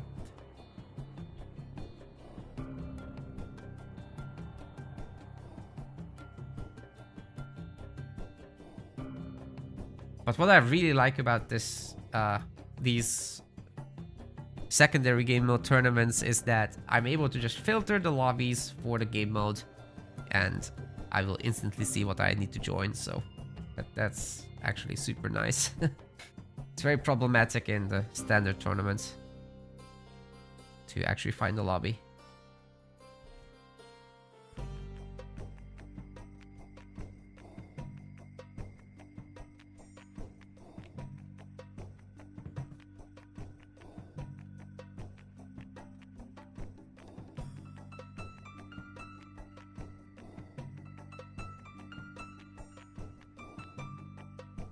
Okay, we're starting just in a few seconds, guys.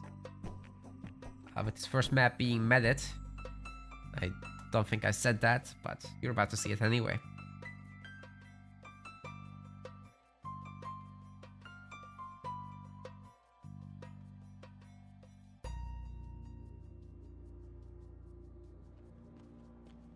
Alright, ladies and gentlemen, welcome to the grand finals of our Lightning tournament, the very first Lightning tournament in Retold, but I think in Age of Mythology as well.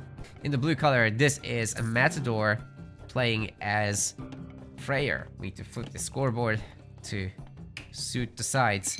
On the other side of Mediterranean, playing as Poseidon, this is his opponent Luki. I always get confused when I have to say his name and his god at the same time. But Lightning, let's explain it real quick for everyone that just joined. This is a 5x gather rate. It's not just the gather rates that are getting sped up in Lightning mode, it's everything. Move speeds are excluded, attacks excluded, but you do have gather speeds, you have build speeds, you have training speeds, you have research speeds. That's all going nuts. You're gonna see a lot of favor in this, and thus a lot of god power recasts. It's gonna be pretty nuts.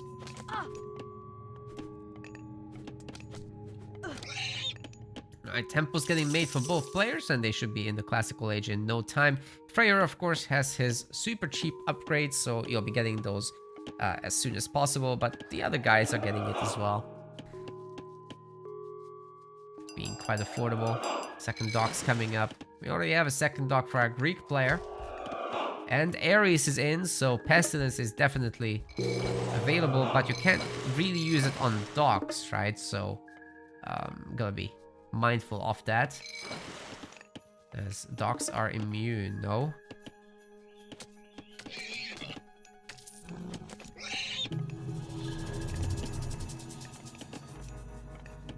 I think it stops them from shooting, but it doesn't stop them from producing, as I recall.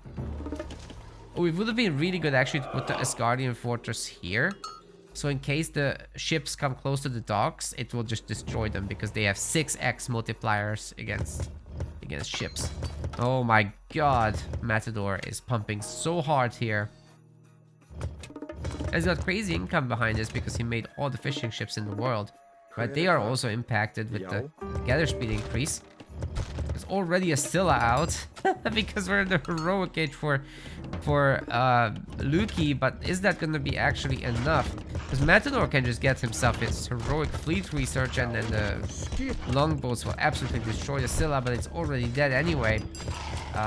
What actually is happening though is Luki is trying to go for the mythic age to get himself his plenty vaults going, but meanwhile, Matador is already in the heroic age, so he's kind of catching up.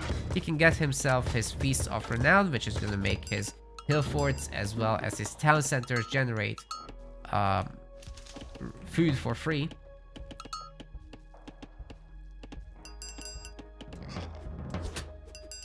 He's now getting to attack the villagers a little bit. The dogs are almost destroyed, which is actually a huge income advantage for Matador with all these fishing ships just working away at it. I think they're also upgraded now, so they got a really good gather rate. We might actually see Matador going to Mythic first because of his victory on the sea. Means he doesn't need any hunters on land. So technically, he wouldn't need all these farms. Look at how many resources he already has. But there come the fortresses for our Greek player. Just a matter of getting the gold now. He shouldn't be too far out. But Vidar is coming in for Matty.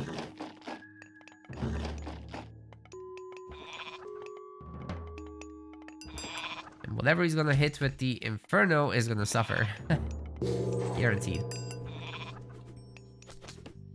Is it best of 7? No, it's best of 5.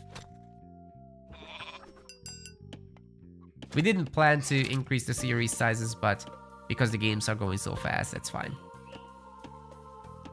Plenty of praying villagers here, so the second plenty vault is basically guaranteed, and then from there on, it should be possible for Luki to actually hold on, but don't forget that our Norse player here has plenty vaults as well, with 5 food per second for each town center and fort.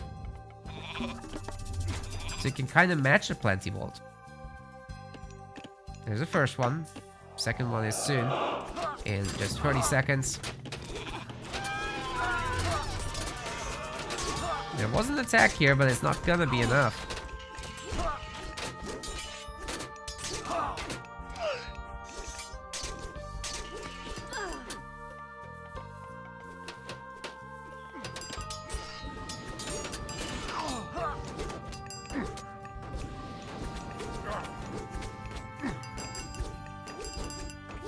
Pushing the Colossus back. This is now all champion stuff. All the upgrades are being completed. The Vidar upgrades are coming in now for the Berserks. Particularly Fury of Fallen is insane. We're gonna see the Tempest coming down. Basically guaranteeing a battle win right here. I think it might be time for Matador to get rid of some of the ships, but certainly the Jormund Elver can still change things on land. It's got 16 range after all. Unlike the Man of War, it didn't get the range curtailed, so that's still going. Champion Everything is now in for our Greek player as well. Probably need a few hoplites. Okay, here comes the Inferno. Bunch of villagers, bunch of buildings destroyed, but hey, free militia. This is good for Poseidon. He can build the buildings back in no time. Got plenty of resources to do it with. I got a second plenty vault already working on the third one. Things are not looking too bad for Luki, but he is down in town center, so he's fighting down in population. Not gonna be the easiest thing. The Matador is now pumping on both sides. He's getting his iron techs. He's also getting his flood control and the big Perseer hammers, whatever that's called. Keep forgetting.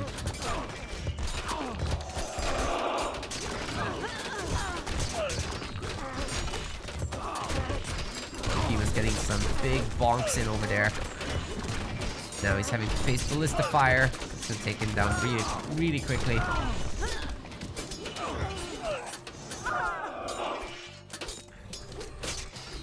More gold for the bag.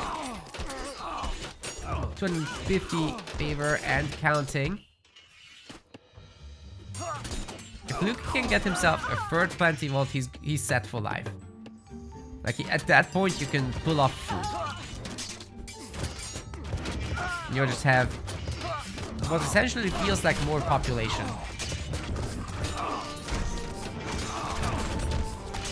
Polyphemus special attack is actually not good against Greasy. So many ballista and they're boosted. They've got their 9 waves upgrade.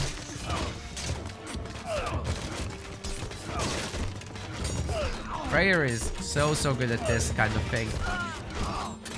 With a larger population army, you're able to do so much here. Ready for the next Plenty Vault, and that's getting placed down. So now it's 3 Plenty Vaults. I do think it's time to retreat and get out some Hippeus or Hetyros. That's also a really good idea. And I think that Luki does agree about this. Now that the towers are helping, it's getting a lot easier to fight here. The Berserkers are getting shredded, but they're putting in some pretty high attacks there as their friends are dying. Don't have guard towers just yet. That would be a very important upgrade to get.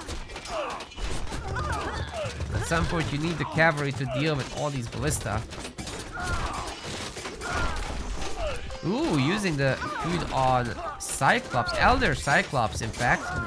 Those throwing axemen are gonna be in for a really bad time, but where is the Cyclops throwing?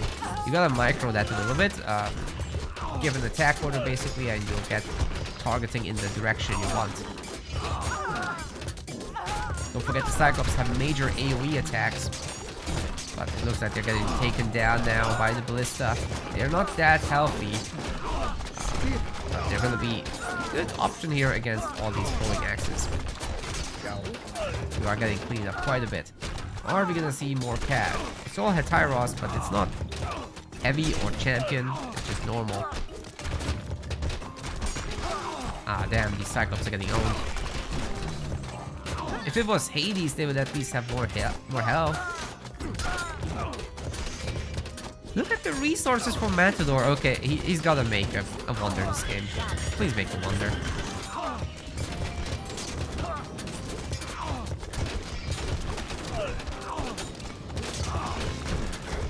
Freyr's Ballista do more damage, yes, but also he's got the tech on top of that, so you can stack it a little.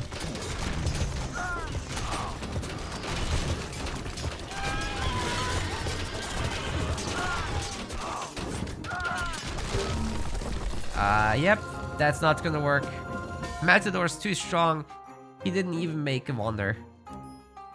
I wish he did. I wish he did. That's gonna be a 1-0 for him.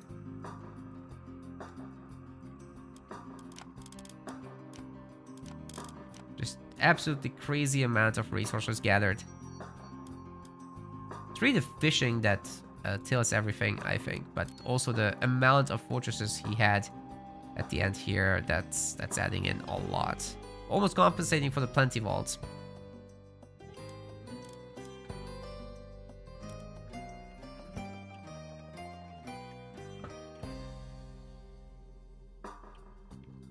Plenty's not level.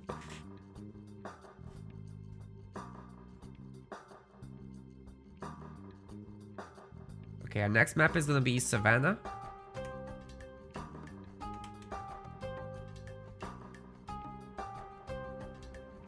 And here's the picks. We've got Kronos for Matador. Loki is gonna be going 4-4.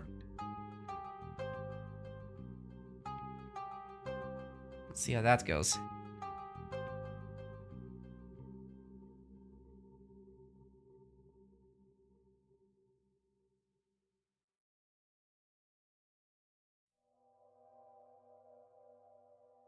I do really want to see all the automatons again.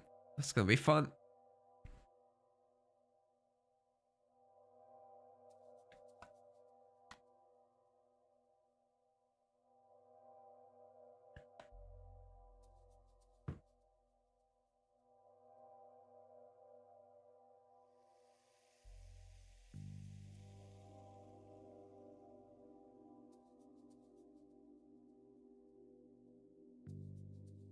We don't have a lobby just yet.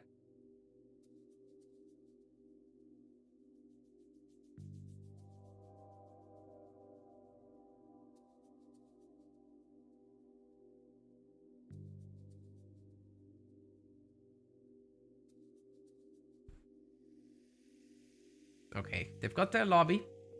We're gonna be getting in there soon.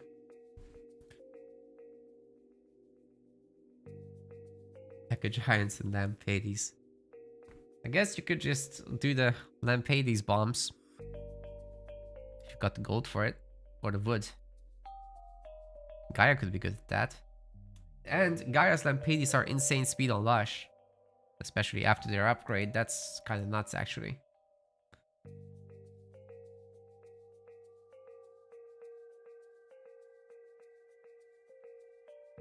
But honestly, it's probably all about the Heka Vortex. Because, you know, the God Powers come off cooldown very quickly, so you should be able to just Vortex destroy TC, Vortex destroy DC, Vortex destroy TC. You're gonna be left without buildings. In theory. Don't know if it works.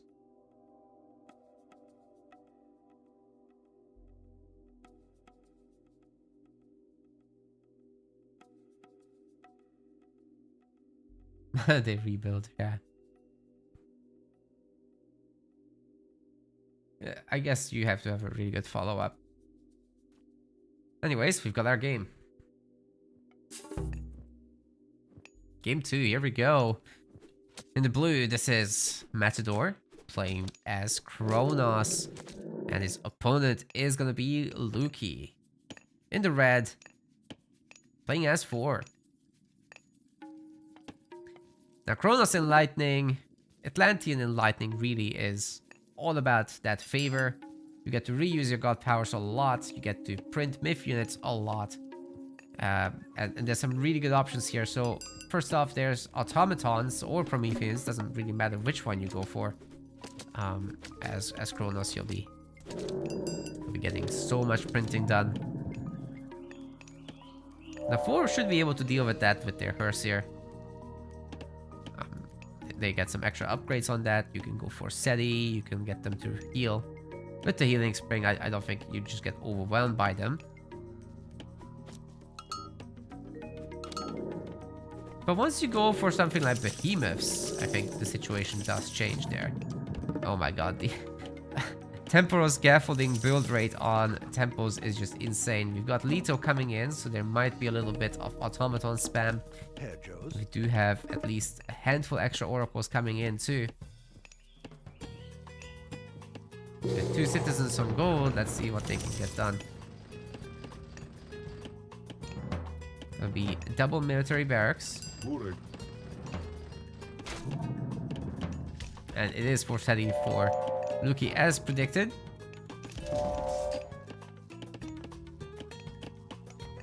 With triple longhouse, quad longhouse for Luki. What is going on here? Is it all berserk?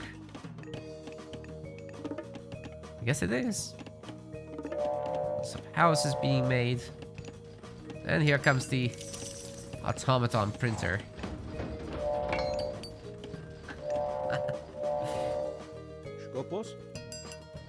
45 people on favor so far. That's a little amount of overlapping. You know, if you can get them fully ideal, then they gather at 0.37. These guys overlapped a bit, so it's just 0.3. Every little bit helps, but it's already a lot of income. There's no second temple or anything like that.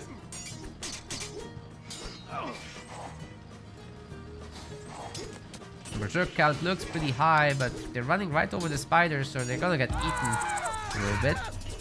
And the next one is already getting placed. Matador. Luke is running right into his trap. He activated his trap card. He got Cairo Ballista to answer this as well, of course. Next Spiderinos are ready also.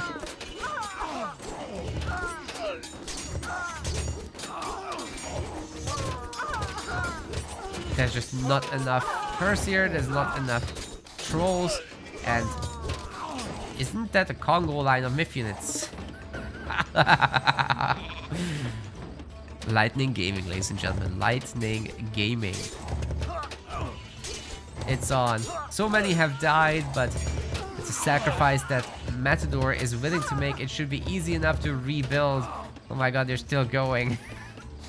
He pumps all day.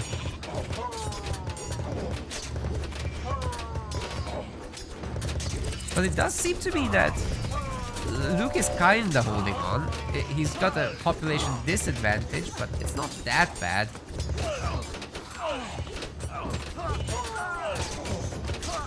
The question is though, is he gonna be able to handle all these automatons who are also regenerating behind all this?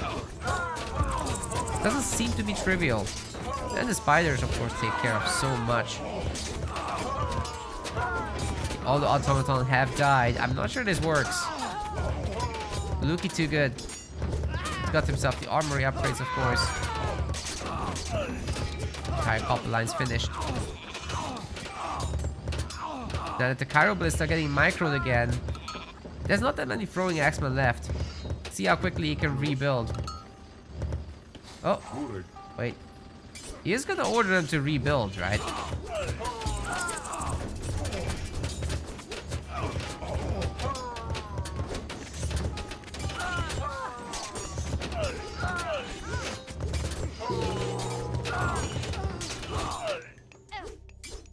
Call ourselves a heroic Age 4 Matador,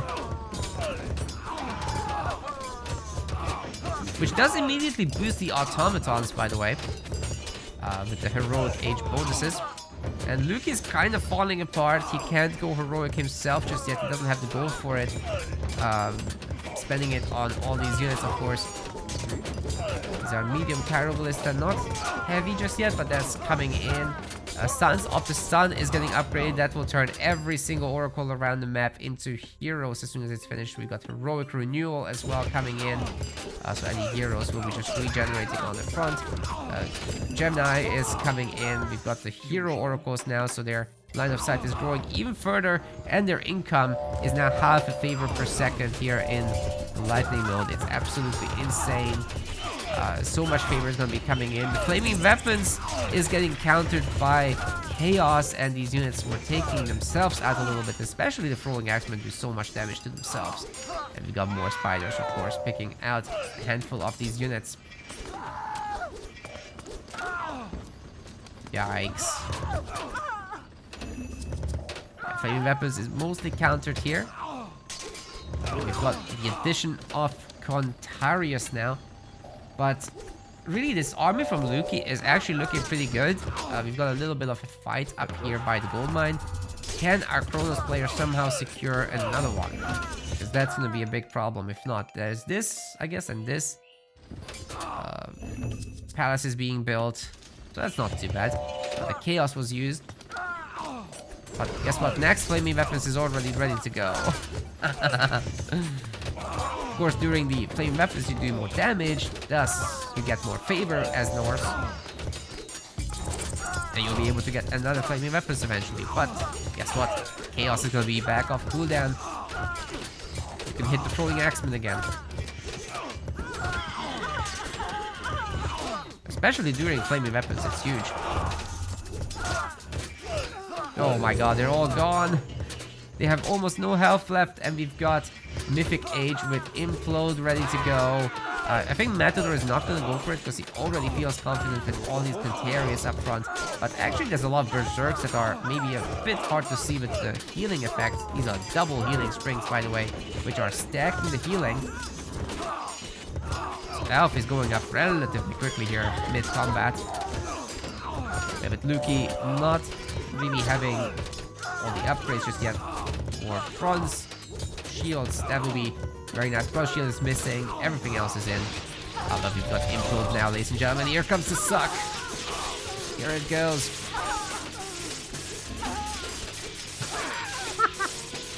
I don't think Lukey's gonna have anything left. This is all Atlantean stuff. Oh my god, everything is dead.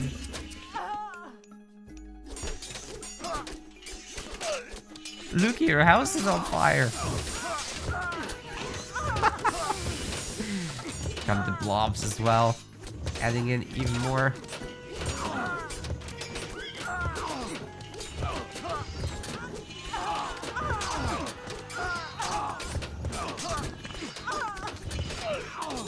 That's a lot of berserks all of a sudden.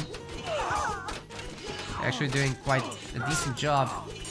Getting up to the next flaming weapons, I guess, is the mission. Can we see a bunch of fanatics perhaps, and maybe some Arcus added in?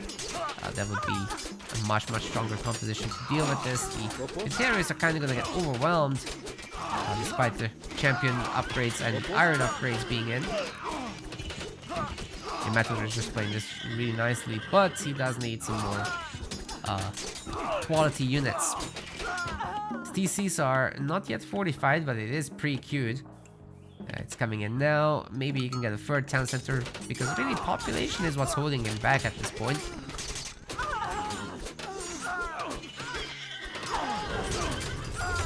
And there goes the next flaming weapons. Oh my god. It's nuts. Is this even doing anything? The chaos, even during flaming weapons, is like getting out healed by the healing springs. That's insane. Despite Matador having a much larger army here, he's not getting control over the healing springs until he completely cleans up here.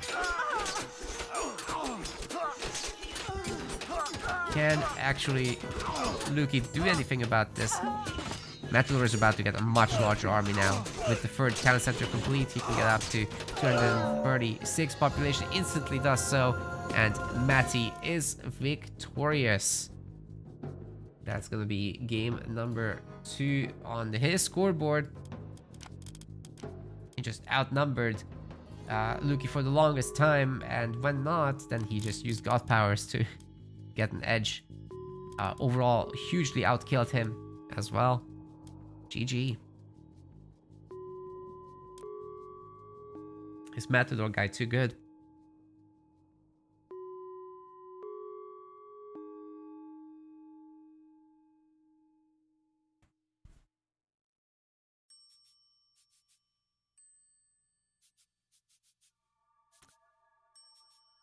Okay, our next map is going to be Tundra.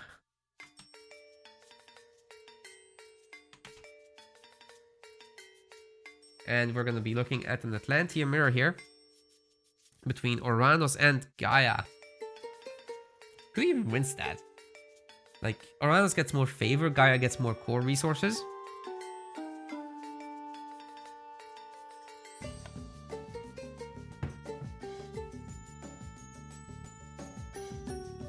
There's the option for Gaia to go behemoths, but I think Oranos just goes Satyr. Like Satyr spam, they have 3x against myth units. They will melt the behemoths, surely, right?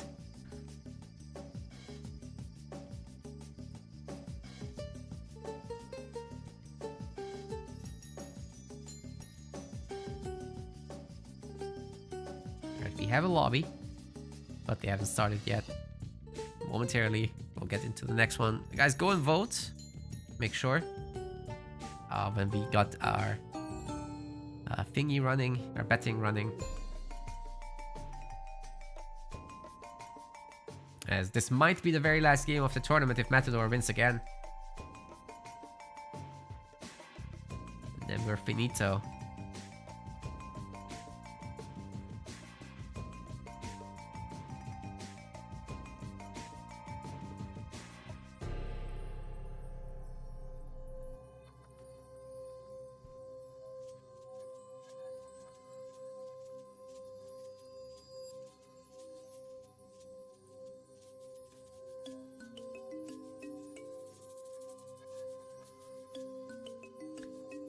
Okay, we got it up.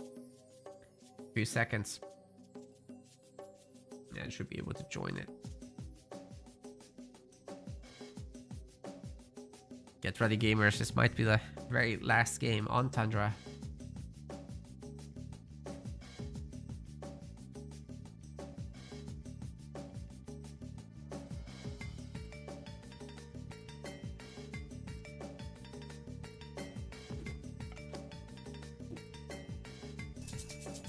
Welcome to Tundra. This is game number 3 and might be the last. in the blue color, Matador is going to be playing as Oranos. His opponent on the other side, in the Gaia, this is Luki.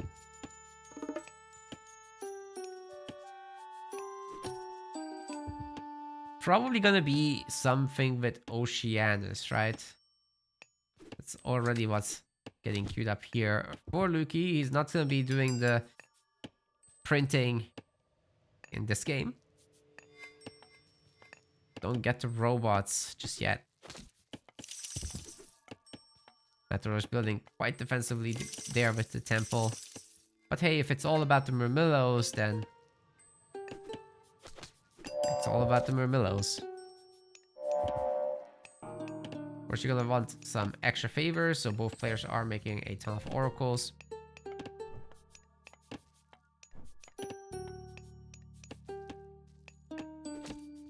Technically, Oranos doesn't need as many, but hey, you might as well get more out of your bonus and then literally use every single shockwave when available. Basically, every fight you get to do that. Here comes the Murmillo printer for Matador momentarily. And although Luki has technically more army, there's a defender's advantage here at play. So I don't think Matador gets overwhelmed right away. He is now getting Bite of the Shark. He has a little bit fewer units, but you know, the reinforcements will take forever to get here. Just gonna add in a counter barracks with some Terma. Then he should be able to snipe the Cairo Ballista separately.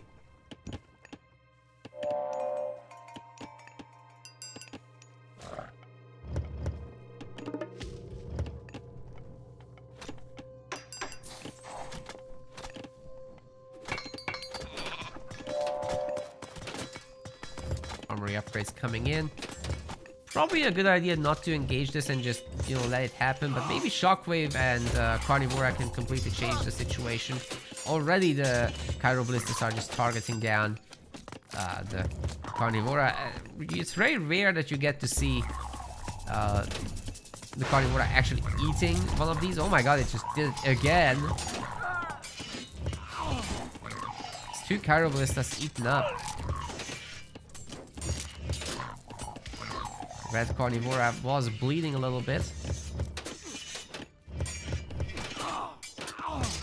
And it looks like Matador is winning this fight. Just barely. Once you start barely winning, you very suddenly will win a lot. As it gets snowbally. A lot of Cairo Ballistas killed. He's up almost 30 plus population. Actually, really 30 plus. What can you do about the constant shockwaving though? Like, look at the favor amount in the bank. Jeez. Matador can literally just use shockwave every moment of this game. He's won the fight again. Now he's up 40 population, 40 plus, almost 50.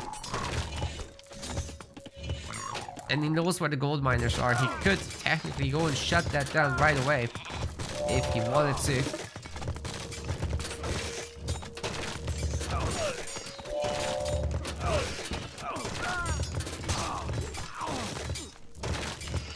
Matador's resources are starting to pile up. He's going for that heroic age soon. It actually gets reached first for our Gaia player Luki. Gets a little bit of a steal on one of the Caladria. Keep him alive a little bit longer, but now adding in behemoths to this mix isn't gonna be terribly great, right? In theory. He's not making any extra. We're gonna be seeing the Quintarius added to Matador's army. He's gone Feya, interestingly enough. Second tree up and running. And he's still winning the fights pretty hard. Good distraction there with the Caladria, did you see that? And this one was patrolling, I think. Great shockwave knocking the Cairo Ballista up in the air. The Carnivora slowing them down and dragging them a little bit. And I think they're gonna get wrecked, actually. Down 50 population, what can you possibly do? The Murmillo get on top. They get the stacking bleeding damage in. And all the Carol Ballista are dead, guys. I think this might be it. There's no way to stop Matador at this point. Luke is trying, but he can't. And that is going to be a 3-0 victory for Matador, taking the Lightning tournament as well as the Deathmatch tournament yesterday. GG.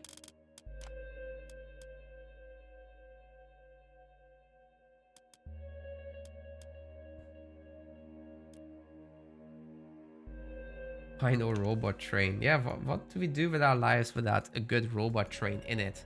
It's a really great question, actually. Alright, GG's guys. GG's, thanks very much for playing. Let's award the medals, right? Let's award the medals. Got ourselves these guys. El Matador first. Second place for Lukey. Third place for Funny Liquid. And fourth place for Darth Nox. Thanks everybody for playing. I really hope you had fun.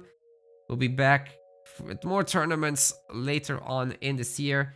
Obviously, EGC TV is going to be back now with an S-tier event essentially taking up every single weekend. So we're going to be, in the meantime, doing Company of Heroes as well as Halo Wars tournaments. But when there's a break weekend, I can go on my personal channel and cover some AOM there. And then following that, we'll be back with AOM with a big deathmatch tournament in late April. We'll be announcing that separately, of course. That's going to be £1,000 in the prize pool. Should be sick. Alright, gamers. Thanks very much for playing and watching. Hope you liked it. And next time we'll do something different, I think, with Lightning to get more signups. Unfortunately, the players were very low in terms of turnouts, and 2 of them never showed, so... yeah, I think we did something pretty fun with 6 players, though. It wasn't much, but it was fun. Alright, gamers, thanks very much. Bye-bye, take care.